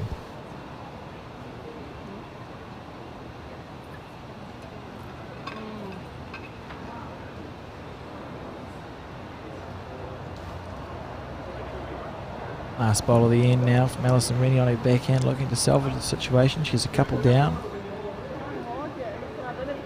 And she's close here. She's real close here as Alison needs it to break. Oh, not sure. I'm not really sure what's happened. She played it well. She's a bit unlucky to get that connection. It's probably 2 to St Heliers, I think. Hopefully not more than a 2. If it's more than a 2, she's just unlucky because it was a well played bowl. Got to be careful here to move something. Just going to measure. Okay, they're going to call an umpire, so I suppose while they call an umpire, we may as well go to an ad break for Ryman Healthcare, the sponsors of the Auckland Bowl. So sit back, relax and enjoy, and we'll see you soon. Are you ready? Yeah! All right, here we go. Everybody, get on up and do your stuff. You better get up. Take the rub off the floor. We're gonna groove right here a little bit more. Do your stuff. Don't be so rough, but you got to be tough when you do your stuff.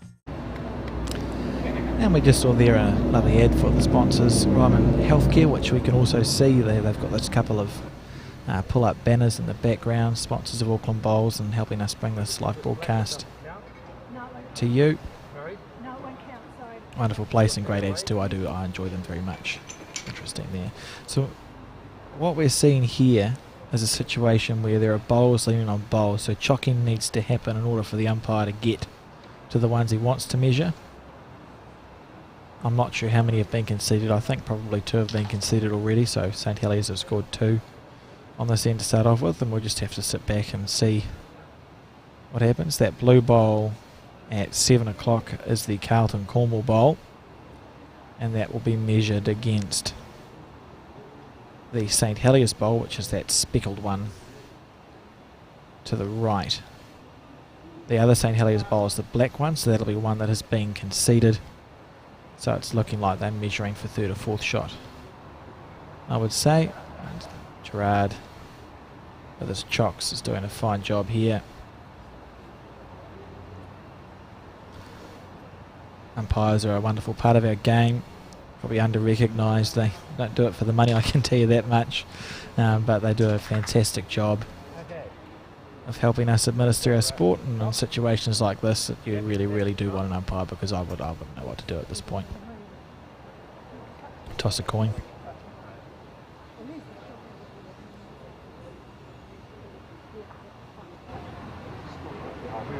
So here's the big moment. Yep, no bowls moved. That means he chocked it well.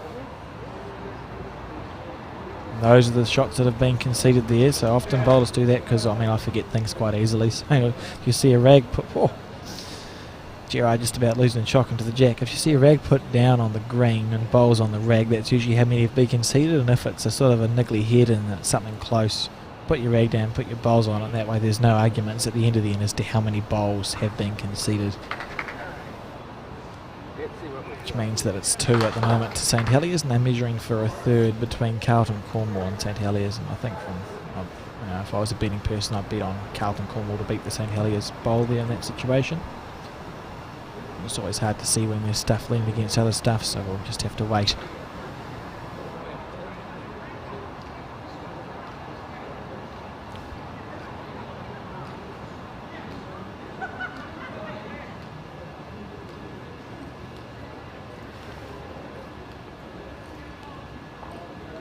Gerard,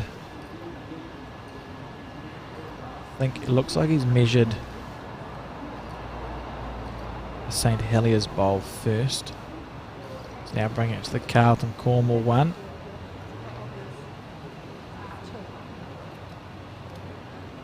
Has made 2. Okay, so the Carlton Cornwall one beat the St Heliers for 3rd shot, which means that St Heliers, what happened there? Oh, he's just moving his chocks. Which means that St Heliers have scored 2 points and have gone to a 10-5 lead. 10-5 lead, so they've scored a 3 followed by a 2, so they've scored 5 points in 2 ends, a 10-5 lead after 10 ends now.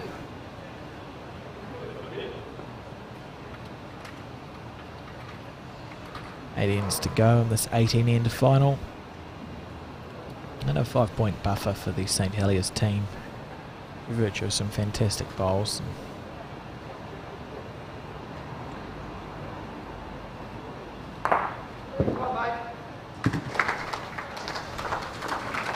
Allison really getting a couple of sort of unlucky results at the moment. Playing well, both teams playing well. Interesting, Paula switch back to the forehand coming this direction. We had a couple of ends, the leads going around the clock on the back end, but maybe she doesn't like it, so opting to play on the forehand side.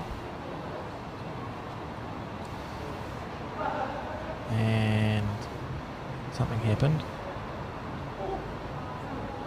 Slippery, it must have slipped. Cannot be wrong. Paula on the forehand now, let the bowl go. Watching it intently as it breaks back into the head. Not sure if the weight is quite there with this first bowl, and she's a bit frustrated with herself there. You can see it. She's got perfect grain, but just trying to find that weight.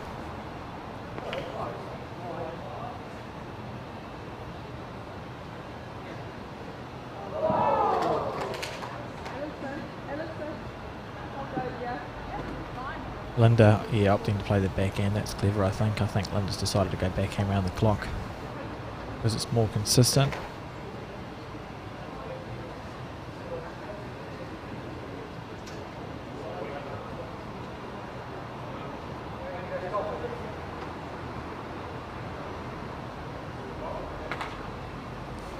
beautiful track there. Yeah, paid off. Good decision there from Linda Ralph. Played it well. I expect Paula to follow that down on the back end.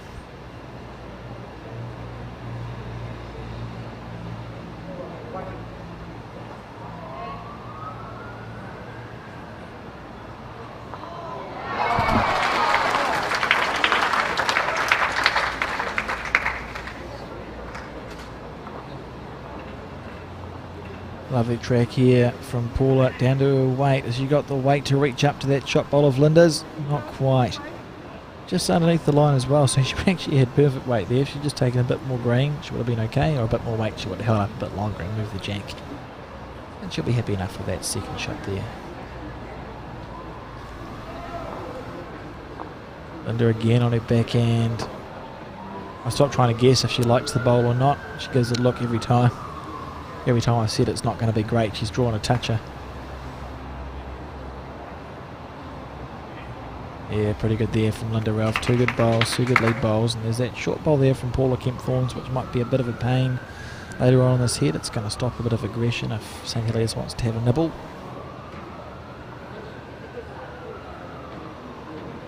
Paula on her backhand again, looking to make a correction. So she had perfect weight last time. She just needs to take that little bit more green, which she's done. That's the first part ticked off. How quickly is it going to break back into the head now? Good shot. That's a good bowl. So she's finished just past. Good bowl. Bit of position there for Sue Curran to play two. Linda will stay on her backhand. Linda will.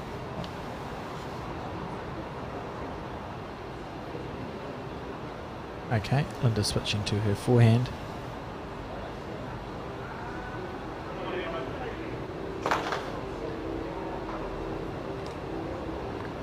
It must feel like that's a better place for the bowl to go on the forehand. You can roll your shot bowl up or sneak just past it. Yeah, good. I mean, it's a good bowl. It's well played. Nothing wrong with that. Three really good lead bowls there from Linda. If you look at the crossover, she's holding two, one past, holding three probably, and one past the head. That's good. And there's not that much on for St Heliers, so he has to make a decision. I'm not sure if the forehand or the backhand is the better call, to be honest. She's played the backhand well, which is to our right a few times. They've got that shot bowl at 10 o'clock and the shot bowl at 12. She beats the shot bowl at 12, she'll be doing well. She's got three bowls to do it in, so she'll probably back herself, I think, just to chuck three on the backhand and see how close she can get.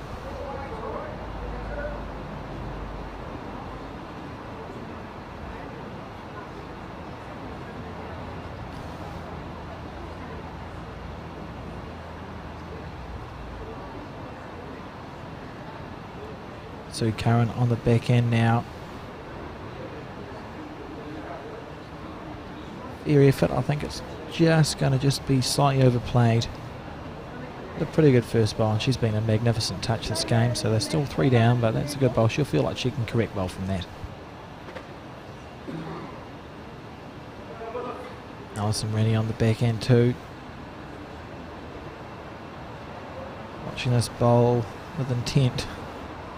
As it comes back into the head, looks like it's going to be slightly underneath. Yeah, good weight though, so she knows she's got good weight, and that was the indication there from Linda.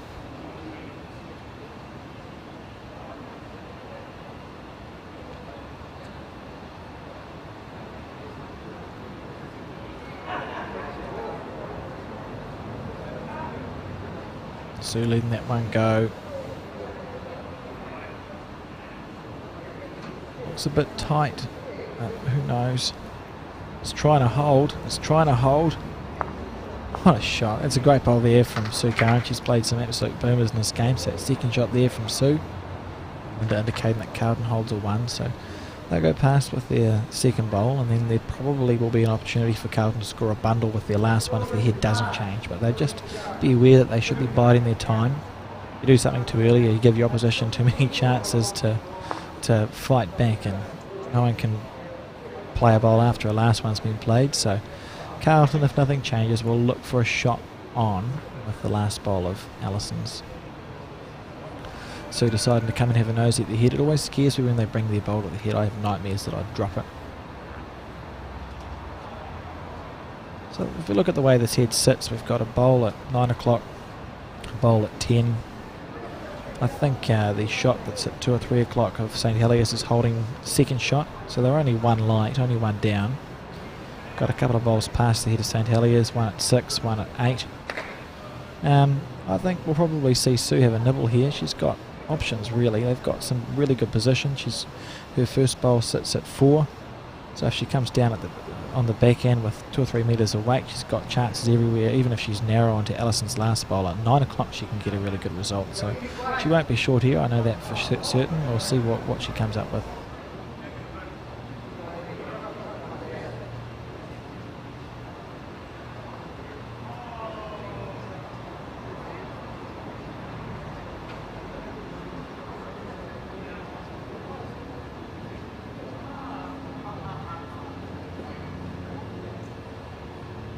Yep, reaching on the back end, watching this bowl come back into the head. She needs it to turn.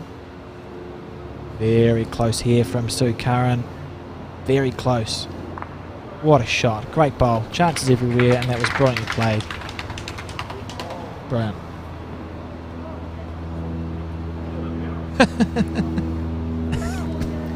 We've just seen Paula Kempthorne chalk a bowl that wasn't a toucher. She figured it out pretty quickly. At least he was a touch of that in, I suppose. We had a point Chev situation of Keith Earl, a reasonably well-known bowler, just chalk a bowl for no reason once. It was fun. Alison Rennie just overplaying that last bowl there. So 2 to St Heliers. They've strung 3 ends together now. A 3, a 2 and a 2. Not running away with the game, but they'll be happy with the momentum that they've managed to get, considering that the first 7 ends were so tight, sort of one apiece.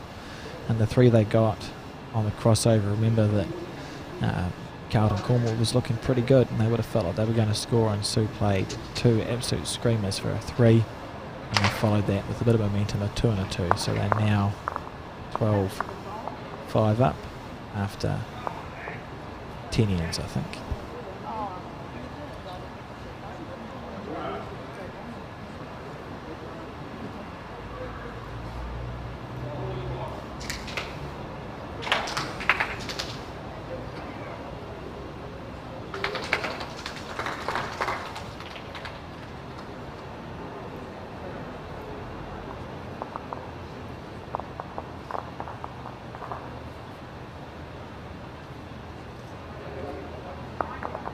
On her backhand now.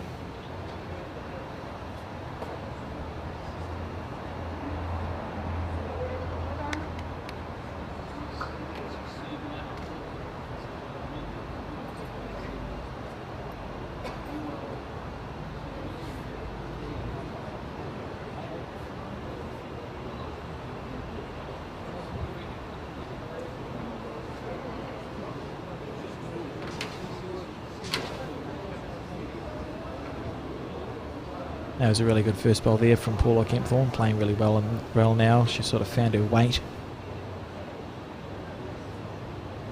And pretty good response there from Linda Ralph as well. So 2 good first bowls there from the leads.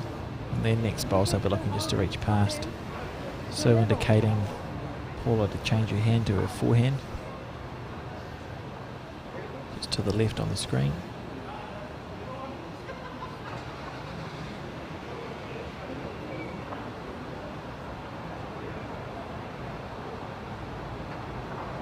Yeah, let it go nice and smooth. That lovely little pendulum delivery that Paula has. Very convincing delivery. Always looks nice out of her hand. Scary to play people like that. And that's a good bowl. Very good leading there from Paula Kempthorne. 1 on, 1 behind. That's all you can ask for.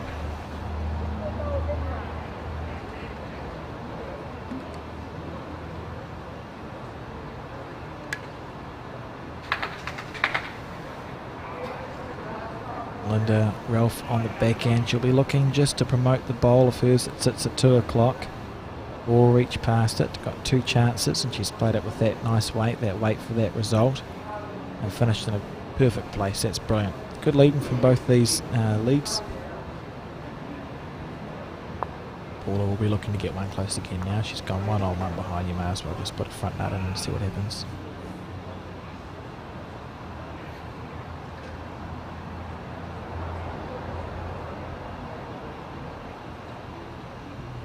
Yep, there they go, lovely again. Looks to be on a good arc into the head. See how much it turns and runs at the end of the track. But giving it a good chance here. The surface does pull up fast. I think it's just going to fall short. Great effort. Beautiful green all 3 times and a pretty reasonable head.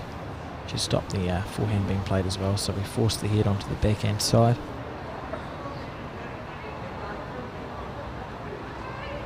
Linda letting that one go with it was a bit of a pineapple, to be honest. It was a bit of a wobble, but if she's got good weight, it might be close.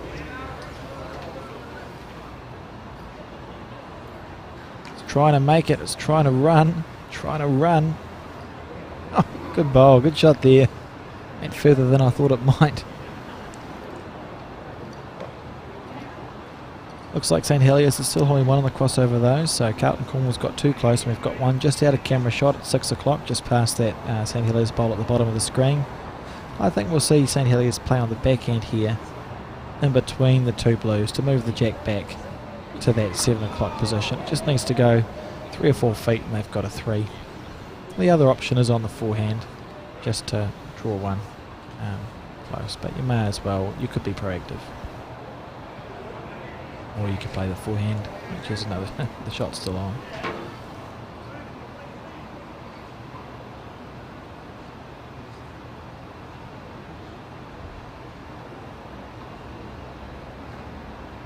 The forehand shot is what Sue has opted for. Out of her hand, absolutely lovely. And very, very close. Very close. Stiff. That was beautiful weight. If she just cleared that front one, it would have just been a front toucher on the forehand, so it was a good bowl there from Sue. Allison on the backhand, playing a similar shot to what I thought St Heliers might, where you've got options for just moving stuff up. She'll be wanting this one to break at the end. Needs it to break at the end. She wants to finish in a good position. Not horrible. They've got 2 back bowls there now, do Carlton. And second and third shot. I wonder if they'll look at picking that gap, removing the shot bowl that sits at 9 if Sue does nothing.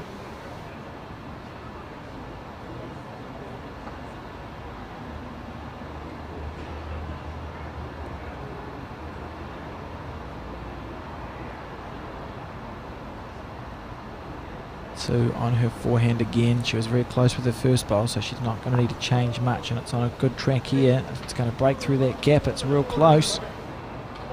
Great try. 2 good bowls there from Sue Curran, both well played.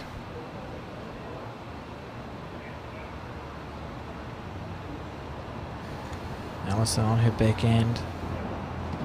She's going to want this one to hold all of the way.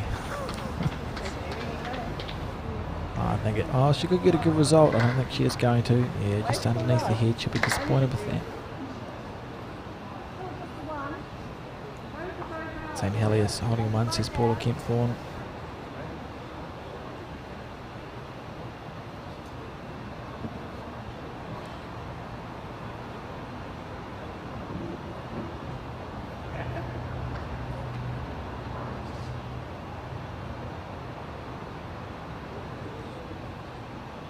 Sue on her forehand for the 3rd time now.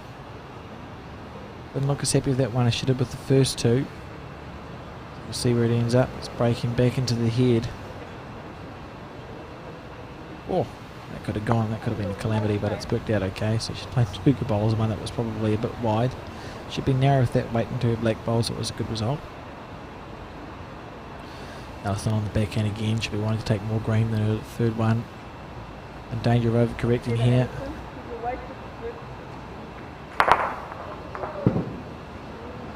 How's the weight? How's the weight? That is an absolute screamer. What a bowl there from Alison Rennie. Down on the head. Still got one. Great bowl. Very good bowl there from Alison. Big pressure, so Carlton Corn will be hoping they've stopped the rot now. Scoring 1, so it's 12-6 after 11.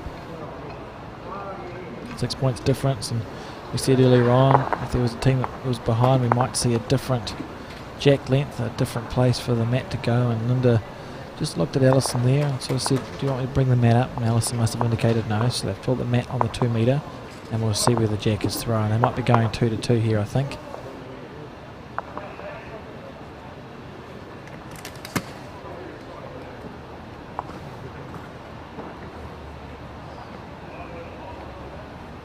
Yep, that's what they've opted for, a 2 to 2 length head.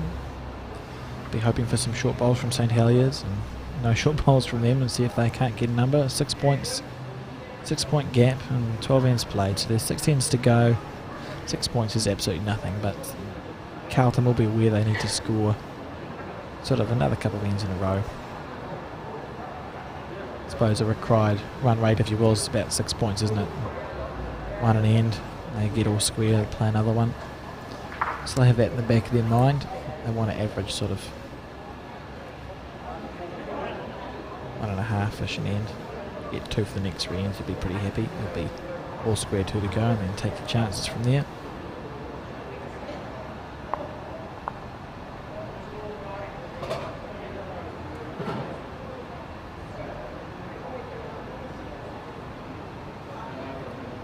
Back on the backhand are the leads, so they look like they have decided backhand around the clock on this rink. It was a good first bowl there from Linda with perfect track, a little bit short, and Paula's responded well to this 2 to 2 metre with a good jack level bowl and the shot.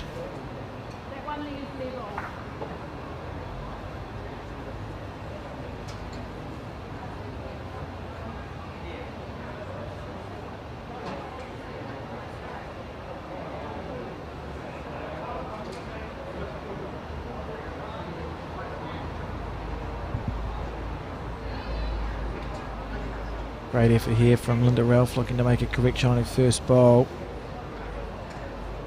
That's an excellent shot there, drawing level with the jack and drawing for 1-2.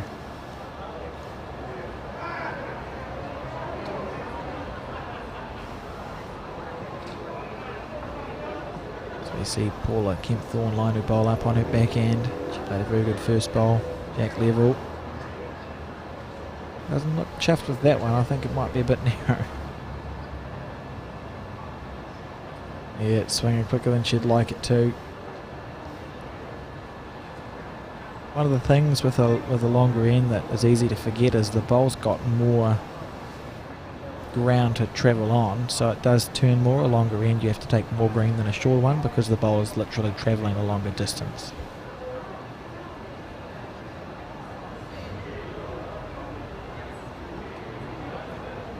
Linda on her backhand again for the 3rd time. She's drawn a shortish bowl with good line and the shot with her second one, so she'll be looking just to stack it up, and it's on a pretty good track here.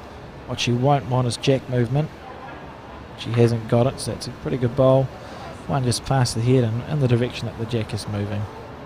Paula's had good weight with her first 2, so she'll just look to take a bit more green here and see if she can't draw the shot.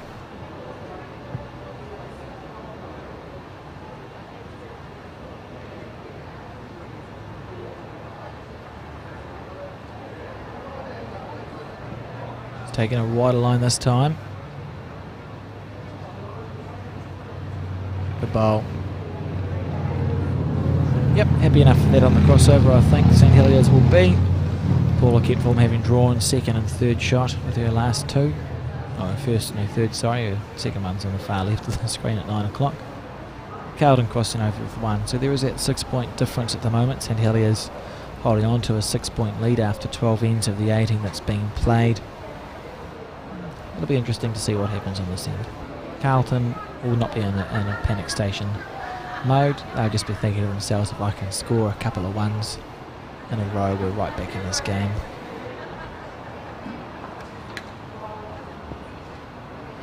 Alison Rennie on her backhand. It's a 2 to 2 metre, so she'll need to remember to take a green. Bowl's going to break back longer than they're accustomed to.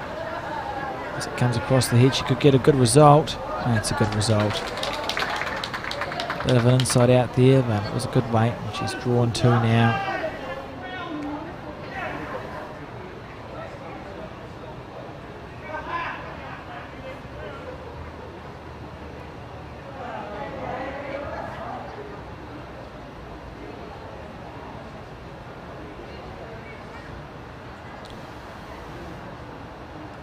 Sue Curran on her forehand now, just been asked to draw the shot. It's longer end than what they've had, so it'll be hard to find the draw weight with the first bowl. She's had perfect line, hope she doesn't get in her own way. She hasn't, so that draw shot's still on.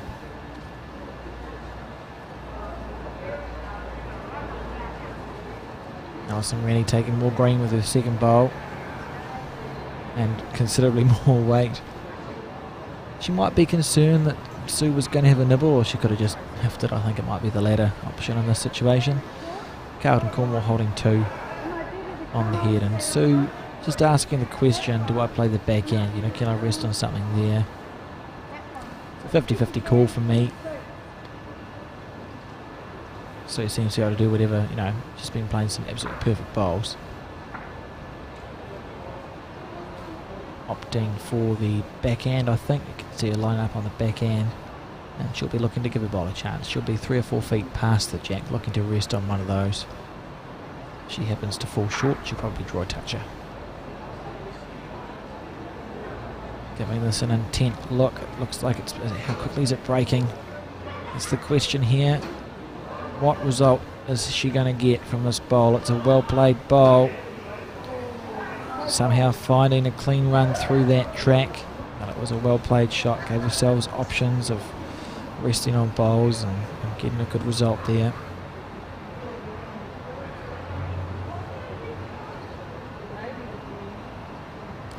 Alison on her backhand again, making a correction from her third one. Inside out. Is she going to get another inside out? Oh, just about a perfect result, but Carlton Cornwall still holding 2, and that's all they'll be looking for really. They'll be happy if they can hold on to this 2 here. It's hard for Sue to get the shot. She'll have to play a perfect bowl. I think she'll stay on her backhand. She's got a couple of options. Can rest on either the first or second shot there. Probably want to wide rather than narrow.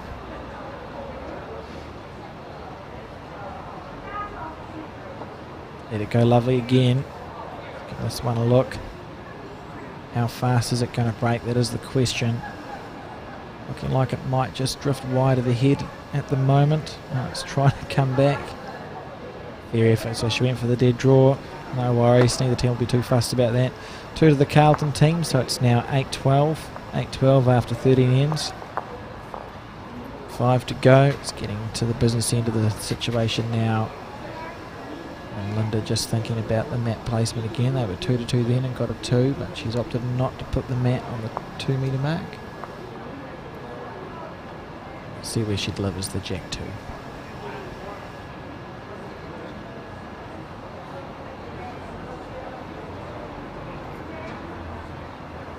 She's delivered the jack into the ditch.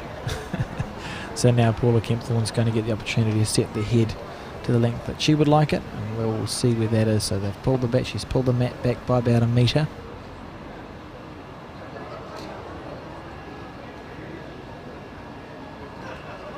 Delivering the jack now. Do we have a marker, please? Do we have a marker?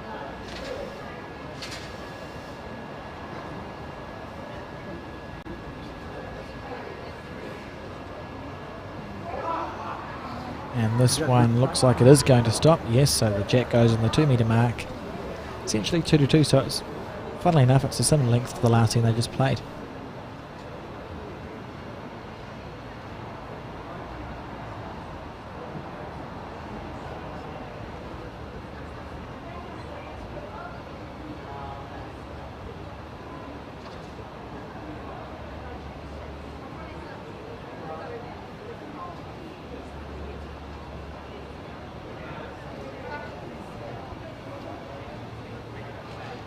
And Linda playing her first bowl, good weight, just a little bit wide.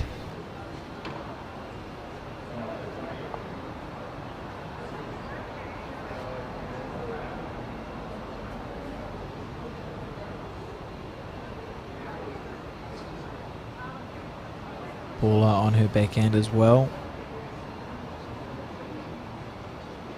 Looks like a reasonable track here, it's down to the weight.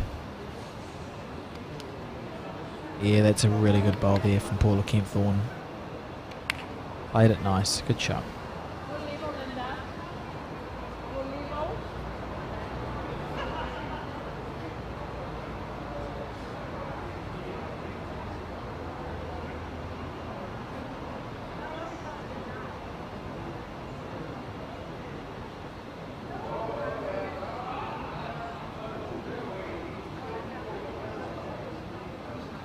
Linda on her backhand again. She had perfect weight with her first bowl, so she just needs to correct the green. And it's on a reasonable track here. She's changed the green.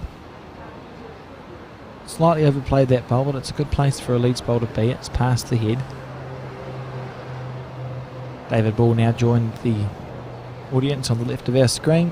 He was a losing triples finalist earlier on this morning.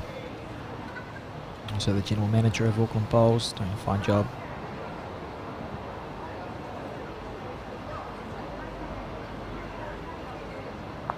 Paula again on her backhand, looking just to stack it up really. You've played one good bowl, you just pray that your memory's good and let it go. It is very easy to be short on the surface though. I think I've mentioned it before. It's not quick, but it is very true. So you can play a lot of good bowls, but if you just switch off for a few seconds on the delivery, it's easy to fall short. And also incredibly frustrating to fall short. Linda switching to her forehand now.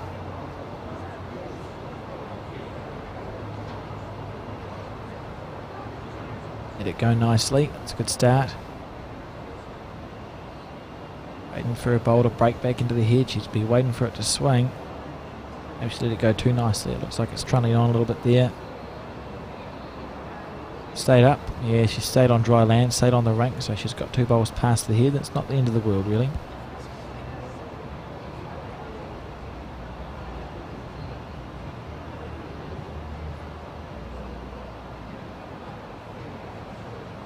So you see Paula Kempthorne on her backhand, steering this bowl down. She's got one close and one short.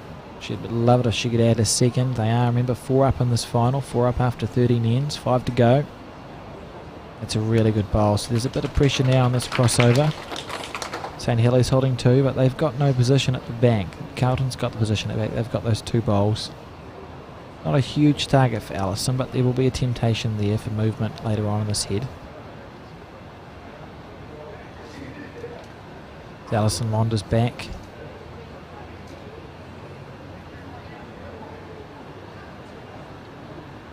Ready to play her bowl.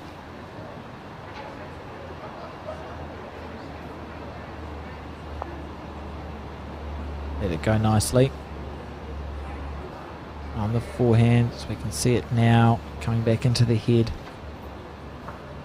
Looking just to draw close first, which is a good call. Good shot. That's a good bowl there from Allison. She played it with nice weight. Second shot, level with the jack.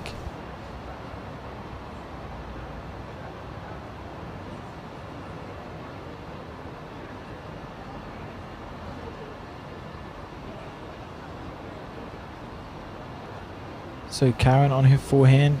Oh, that's the first sign of emotion we've seen of Sue. Looking a bit annoyed at herself for that bowl. This is the woman who's played some absolute screamers in this final. She's played, I think for me, she'd probably player of the match so far after 13 ends. She's played some brilliant bowls, some perfect bowls. And she looks just as happy with the best ones as she does with the worst ordinarily. It's quite difficult to commentate because you don't know if they're good out of her hand. Allison ready on her forehand again, making a correction. If it holds, it's brilliant. Just diving at the end, but that's a good bowl. So they've got second, third and fourth and the position at the bank.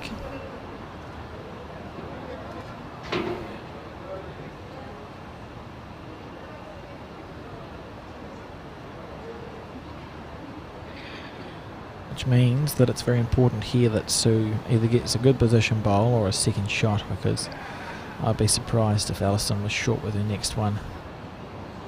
Yeah, if her head's sitting like that, so if I forget the jacket's pretty good. If I get the bowl, I'm holding 3. You may as well have a nibble. 3 seconds, Allison.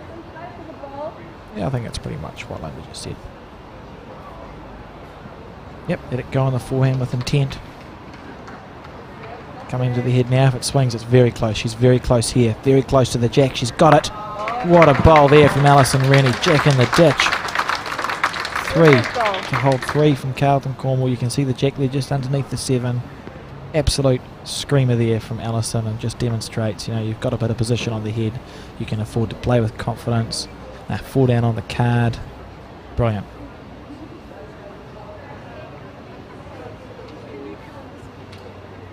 Good luck, Sue. She's played some screamers. I don't think there's any touches from memory of the St Heliers team. Sometimes you've got a jack in the ditch. You can look for a touch, or if your own bowl's got a bit of chalk on it, you can knock it up closer. But Sue's best calls to try and draw a second shot, whichever way she sees fit. What an absolute screamer there that was from Alison Rennie. Had the percentages, she could be within a foot, good weight, and she was going to get a good result, and she did that. And it was brilliant. Under pressure, brilliant. So, that's not a toucher. You could always use it to sit on. Or that one's theirs. You could use them.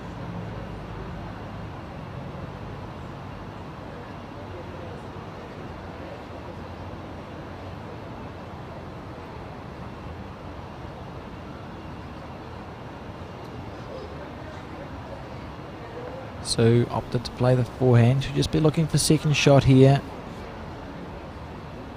Tracking in reasonably well. It's down to her weight. Paula Kempthorne is giving this a real look. It needs to rest on something. Oh, good try. Fair enough. Very effort. It'll be heavier than short in that situation. And 3 there, I think. 3. Yep, 3 there to the Carlton Cornwall team. Brilliant bowls. That was a brilliant team effort because as we saw, Linda put those 2 bowls past the head to start off with, and then Alison just utilised them, jacking the ditch for 3, making the score 11-12 now after 14 ends.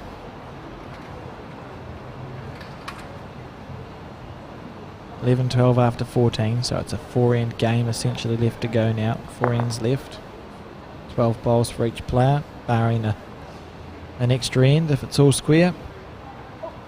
Linda again just overthrowing that jack. It's unusual to see. You don't see it very often, particularly with Linda, who's a very, very good bowler, and she's been playing exceptional bowls in this final, but the jack's just been overthrown a few times.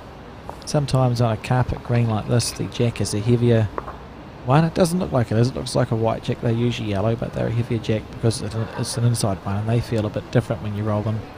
And you often find you accidentally overthrow them because you don't think about there being a heavier object and they just go flying.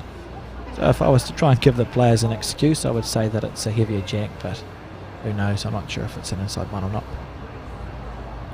On the 2 metre goes the... well, give it a stomp. That's interesting. It shouldn't really be doing that. They've got a jack on the 2 metre mark on the rethrow, and the mat looks like it's about a metre up from the 2 metre mark down that end. So another longish end here. Linda opting again for the backhand. We've seen the players go around the clock on the backhand the last 7 or 8 ends of this game. I'm playing pretty well on it. It's a reasonable bowl there, good weight, just a bit tight.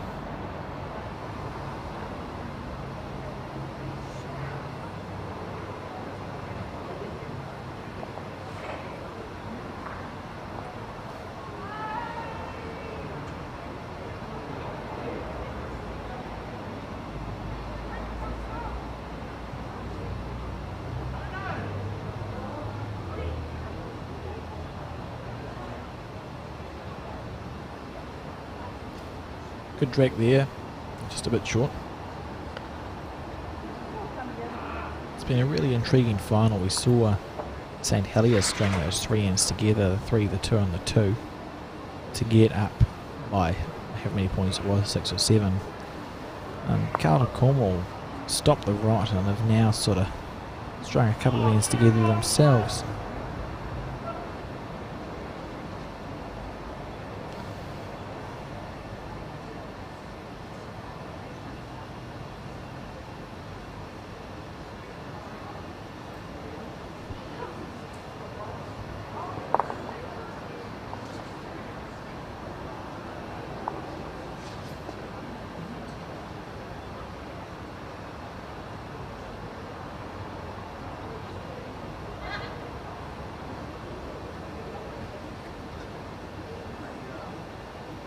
Paula on her backhand here, looking to have made a correction. Sue thinks it's good. She's given it a bit of a clap. She'll now be willing it to stop on that bowl. Good shot, good bowl there from Paula underneath her own. Good correction. It's a hard correction to make when you have a jack on the 2 metre and you fall that little bit short. And opting to play the forehand. You can see her getting set up on the mat now. Bit of an idiosyncratic delivery, but it's the same every time. Sort of a bit loopy. On the forehand. See how long it holds up for.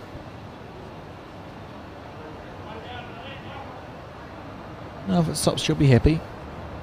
Yep, stopped at the back of the ditch. We can see there, just by a drink bottle by the looks. And last time Linda did that, Alison put the jack in the ditch for 3. So it's never a bad thing to have back bowls as a lead. But one of the looser heads we've seen here, to be fair.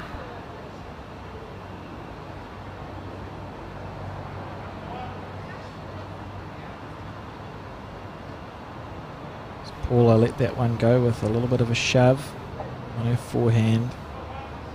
Very open head here. Asking for a bowl to be drawn close, and this is not that far away from doing so if it holds its line. That's a great bowl there from Paula Kempthorne. Brilliant. Drawn the shot.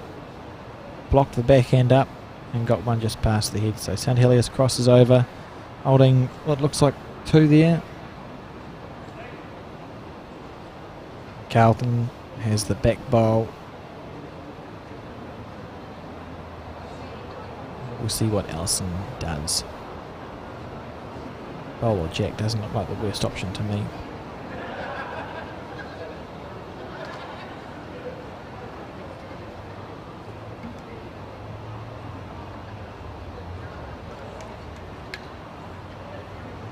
On her forehand. Alison Rennie from the Carlton Cornwall Club.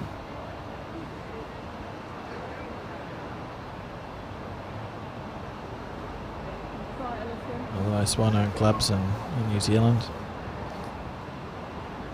Came from the old Carlton Club, got probably the most national titles in the 100-year history of any club in New Zealand, really. It's ridiculous when you look at their honours board and go back through the archives. They've been a strong club for a very, very long time.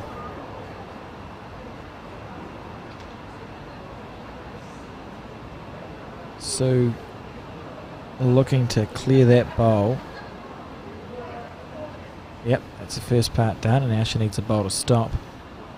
Good shot there.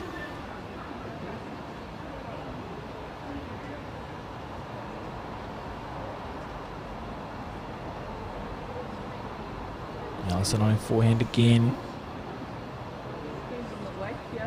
I did have expected to have a nibble at this, but obviously it doesn't look quite as good there as it does from where we are.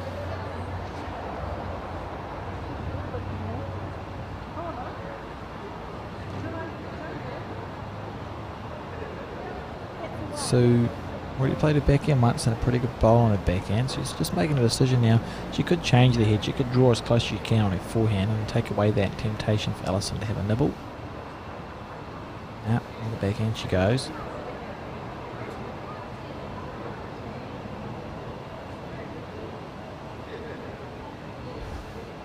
Chasing after this bowl. I think this is the first time we've seen that in this game from Sue, so that's probably a good sign for this shot, I would say.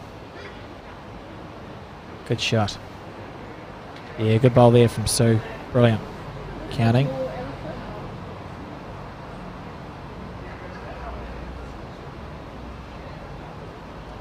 Again, the context of the game. St Heliers leading 12-11 after 14, holding 2 or 3 on this head.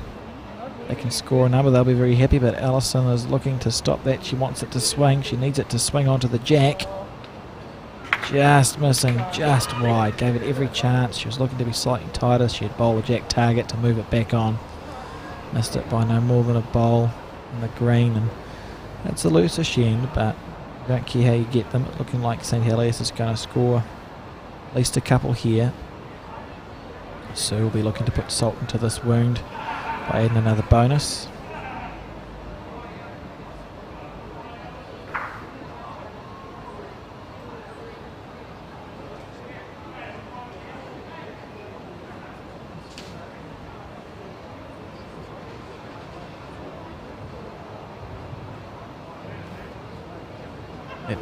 Let it go nice, did Sue.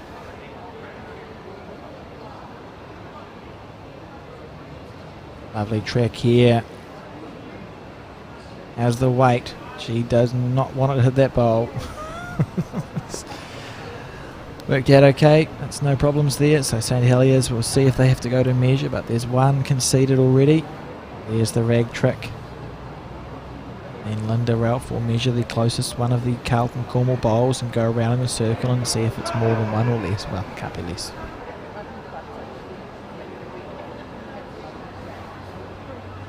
Three there to St Heliers. Very good end there. Scoring wise, they now go to a 15-11 lead after 15 ends.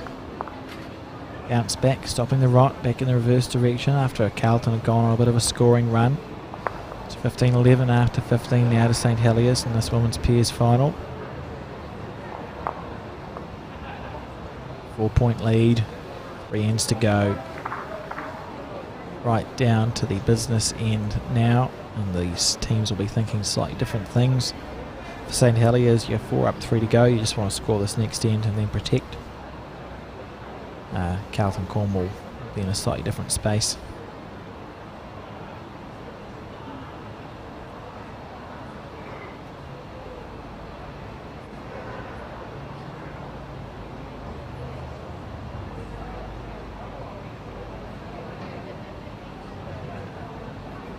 Paula Kempthorne on her backhand leading off.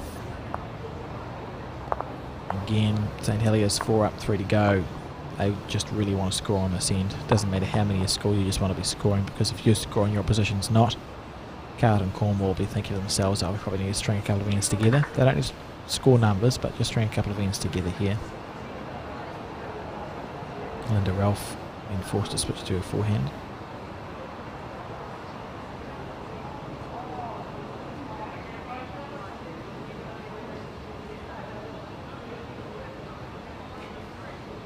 On her forehand she is. How's the green and how's the weight? That's the big question. Pretty good track here, and that's real good. What a bowl there from Linda Ralph. We've seen some amazing bowls under pressure from all 4 of these players during this final.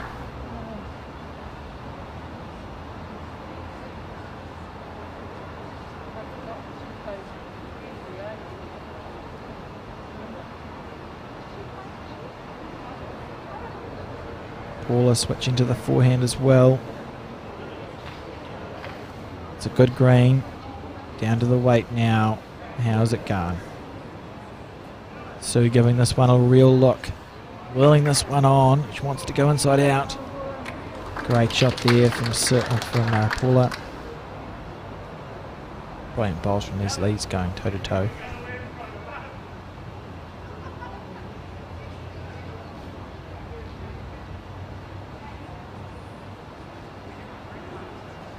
Linda wanting this one to hold. I think it's just going to be a little bit narrow and a little bit short. So Carlton Cornwall's got second shot there. They do need to score on this end. They'll be aware of that.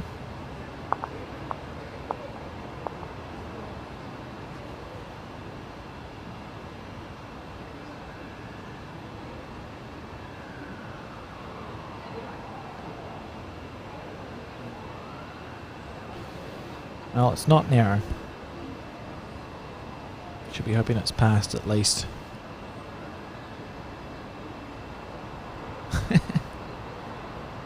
Ah, well, Paula.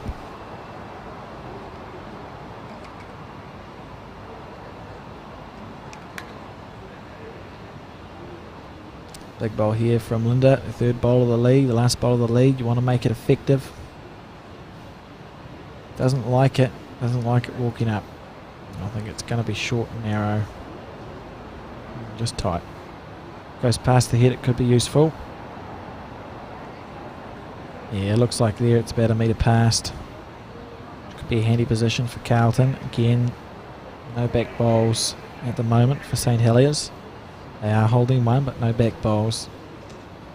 Carlton needing to score. I would not be surprised again if we saw Allison show a little bit of aggression in this end. But first we get to see what Sue does.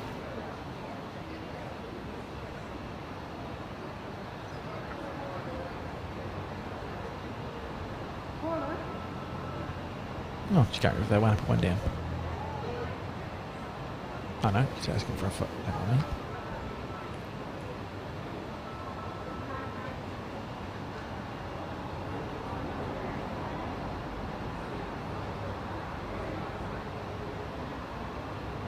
the indication there we saw from Sue was to ask Paula to give her a foot level with the jack, so she can sort of, it's that physical thing that some leads do for their skips, just to show them the weight to play, and I would say it worked in that case. It's a really good bowl there from Sue, just sitting Paula's down.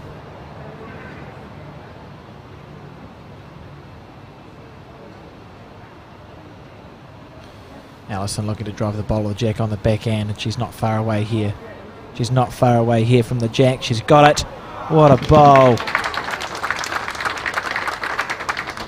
Absolutely magnificent there from Alison Rennie again. She's played a number of those shots. I think she's gone jack in the ditch 3 times. Fantastic.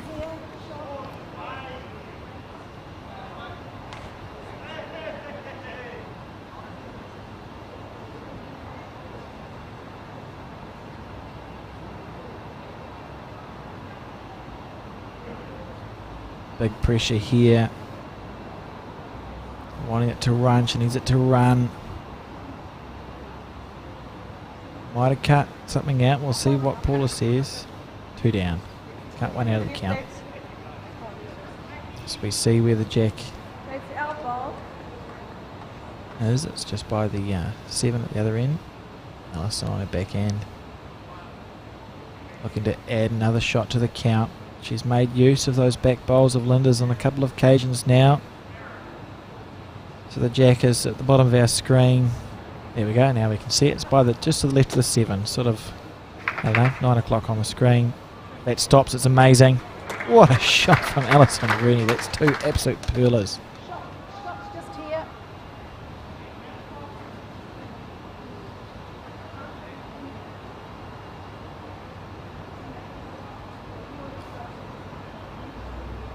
We've seen some really brilliant bowls in this game from the leads and the skips, all 4 players. It's going to be a shame that we're going to have to find a winner at the end, to be honest. They've played some absolutely champion shots, all of them, all 4 under huge pressure. We've seen heads turn around. It's been great to watch.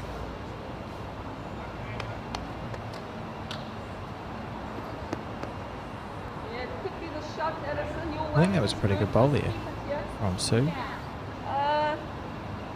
While I was busy waxing lyrical about how good the bowls are, they might be 1 down to that last one. Just come around onto our bowl. Or Alison, come and have a look. I don't know if you want to play. You want to play for down here? They're definitely 1 down. Definitely 1 down to that last bowl of Sue's. It's brilliant.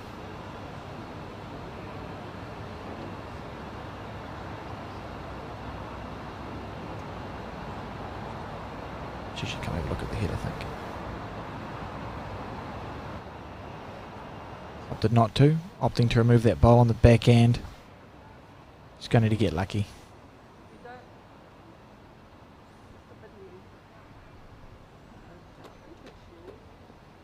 What a shot that was from Sue Curran.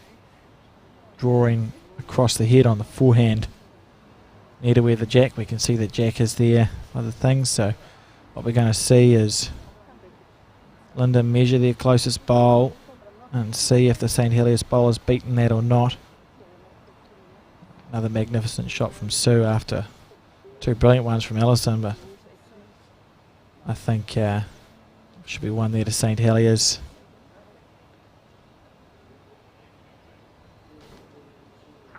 Or not, could be quite close. We might get an umpire call. What is going on here?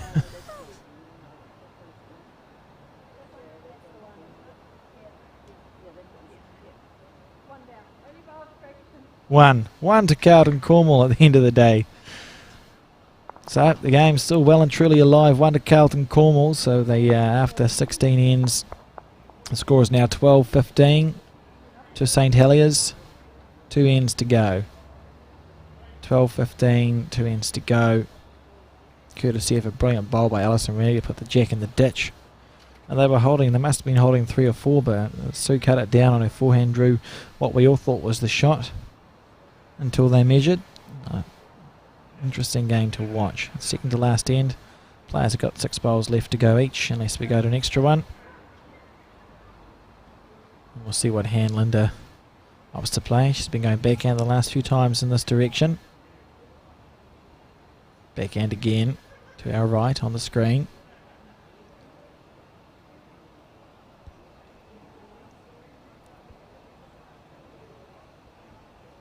Bit of a pineapple, but it could be close.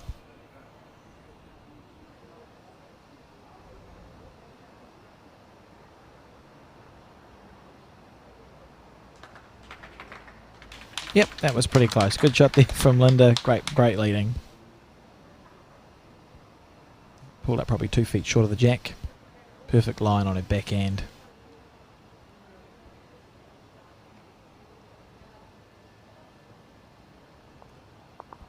Paula following it down on her backhand now.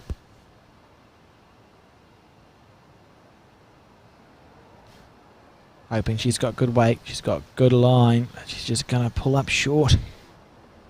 Disappointing bowl there from Paula Kempthorne.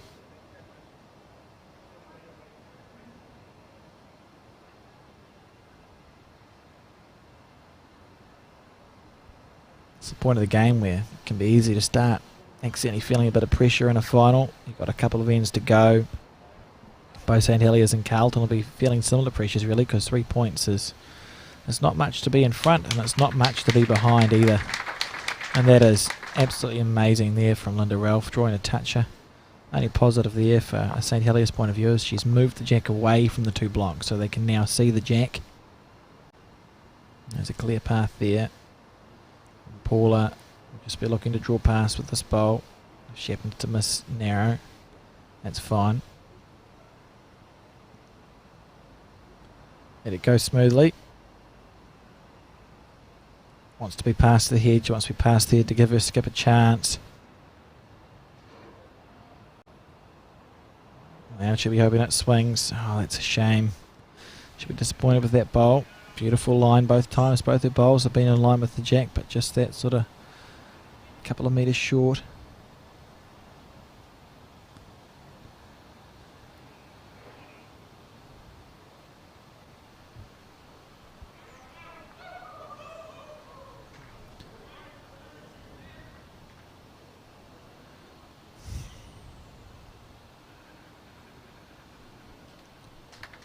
Great bowls here from Linda Ralph.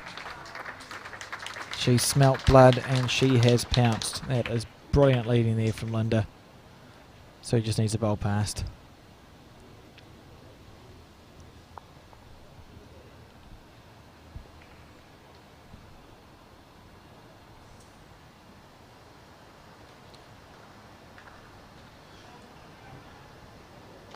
Oh, Paula showing a bit of frustration there.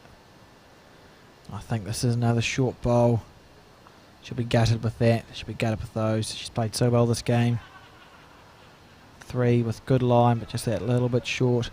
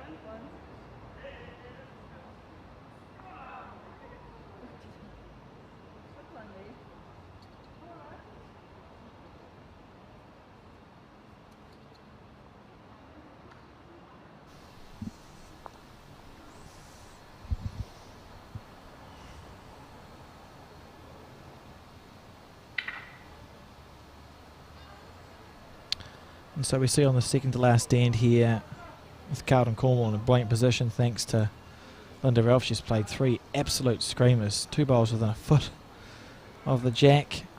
And so just got a little bit bogged on her bowl there. Possibly drawn second shot, might not have. Remember St Heliers is leading by 3 points on the second to last end. Huge pressure now switching to the St Heliers side really, because Carlton Cornwall's holding what looks like a pretty comfy comfy couple. The head stays as it is, and Carlton Cornwall say draws scores of 2 points. It's going to be a really close last end. The only good thing for St Heliers, and they will know this, is if they do drop a point or 2 or 3 on this end, they have a last bowl on the last end, and they've worked hard for that 3-point buffer, so it'll be close going to the last end, and they will have last bowl, so their fate is still in their own hands. But great effort here from Carlton Cornwall to be wrestling this opportunity to go into that last end that close, really.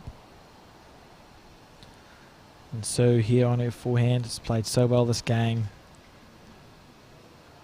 Beautiful track, down to the weight. She wouldn't.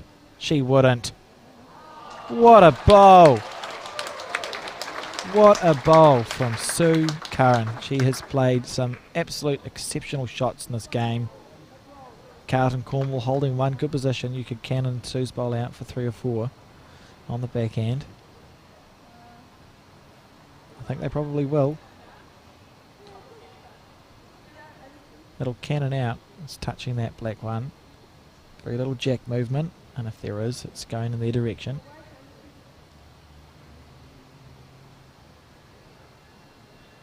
On the backhand.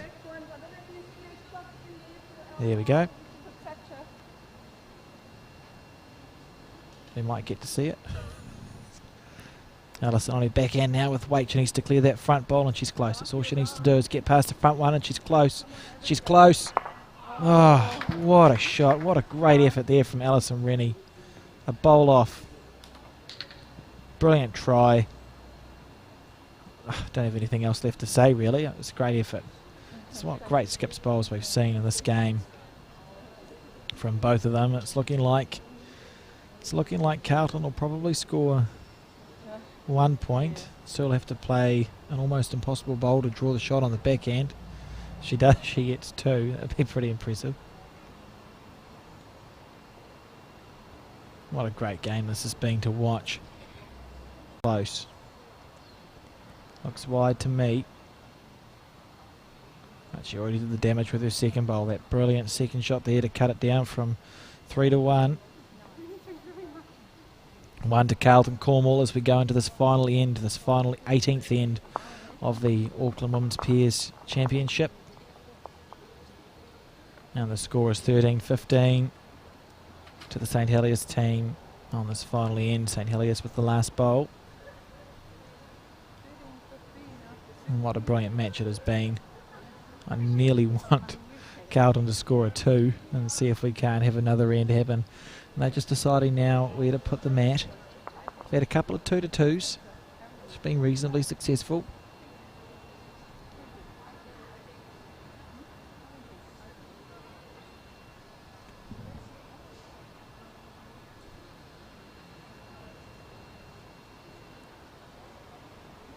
Which looks like what they've opted for here. So the question is, will the jack stop? Will it stop? Gone to the ditch again. We've seen that on probably, well, we've played 17 ends. I think we've seen the jack go in the ditch on 8 or 9 of them. So for the players' benefit, I reckon it must be one of the carpet jacks. It's a bit heavier than the outdoor ones. They are designed not to jump up so badly. The outdoor jacks are a bit lighter. When you have them in an indoor facility such as this, the theory is it's not meant to break so many things if it's a heavier jack, because it doesn't bounce up, but it does run on a bit, so it could be one of those ones, I think. As we see this one go flying into the ditch as well, which ironically means that Carlton's got what they wanted. They get a 2-2, but okay, no they don't. So Linda's decided to pull the mat up by about 3 feet from where it was, and the jack is on the 2 metre mark.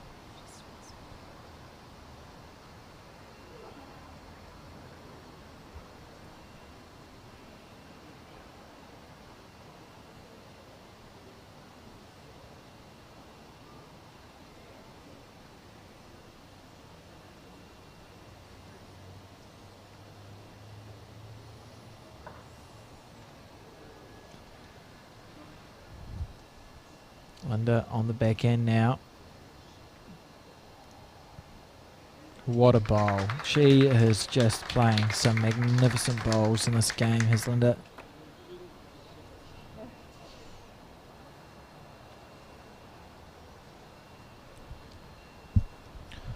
On the back end now is Paula Kempthorne.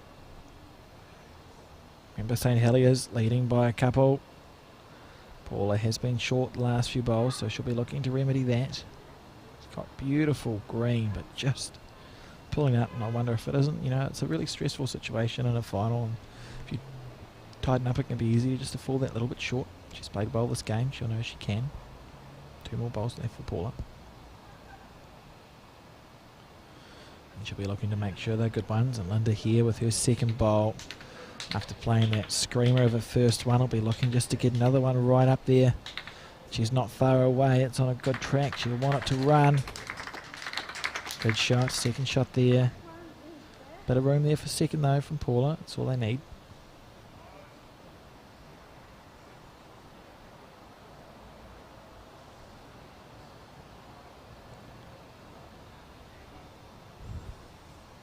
On her backhand. Looking to reach. Just giving this one a pretty fair effort, I think. It's on an okay track. It just needs to break back into the head now. Sue watching this one intently, willing it on, willing it to come in for second shot. That is brilliant. Brilliant bowl there from Paula Kempthorne under lots of pressure. In her head, she'll be thinking, I've been short the last 4 bowls. I need to be up there now. She's drawn a good second shot. Help protect that 2-point lead from St Heliers. They don't mind dropping a 1.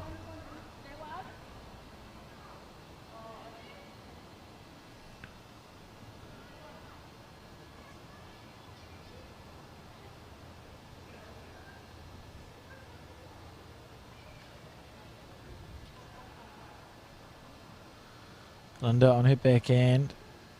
Doesn't look that chuffed with this bowl, but that means nothing with Linda, as we know. Ah, what a waste of good weight. That was beautiful weight for the shot. Just underneath the head. A bit disappointed with that, but they are holding 1, so Alison just needs to get 1 more in there and they go to next round. 2 more and they win.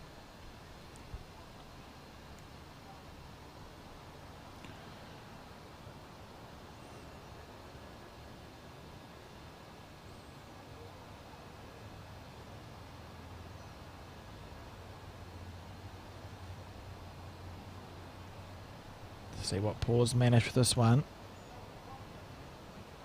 Yep, that's fine. No worries there at all. It's another second shot. It's a third shot probably. Finished in an okay place. Remember, St Heliers is protecting a 2-point lead into this final end of the Auckland Women's Centre Championships. Carlton Cornwall holding 1 on the crossover. No shots on really. It's just going to come down to the skips.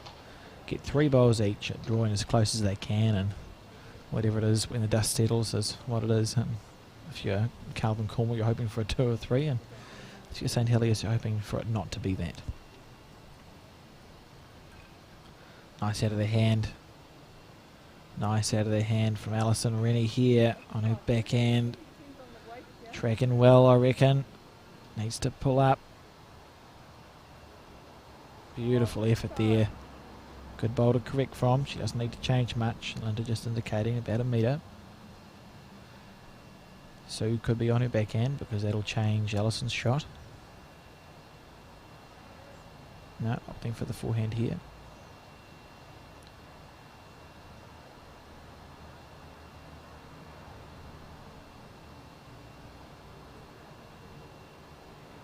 Need to go pretty smooth, and Sue has just played. She's played some exceptional. All 4 players have played some exceptional bowls in this game, but Sue in particular has turned a number of ends just around up on the head. It's brilliant, brilliant, perfect bowl. So been very impressed. Good game to watch. Be a bit disappointed with that one. It was okay. Weight just a bit tight. Alison on her backhand now. Didn't let that one go quite as nicely as her first bowl. I think it might be a bit tight here. She's going to need to get a good result. Yeah, just fell into that little trap. Just a bit tight, similar to Linda's third bowl, sorry. So as it sits, St Helier, only 1 light.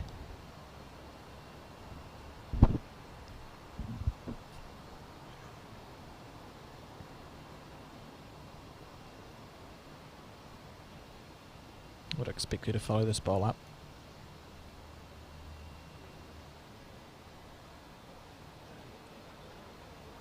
Or not.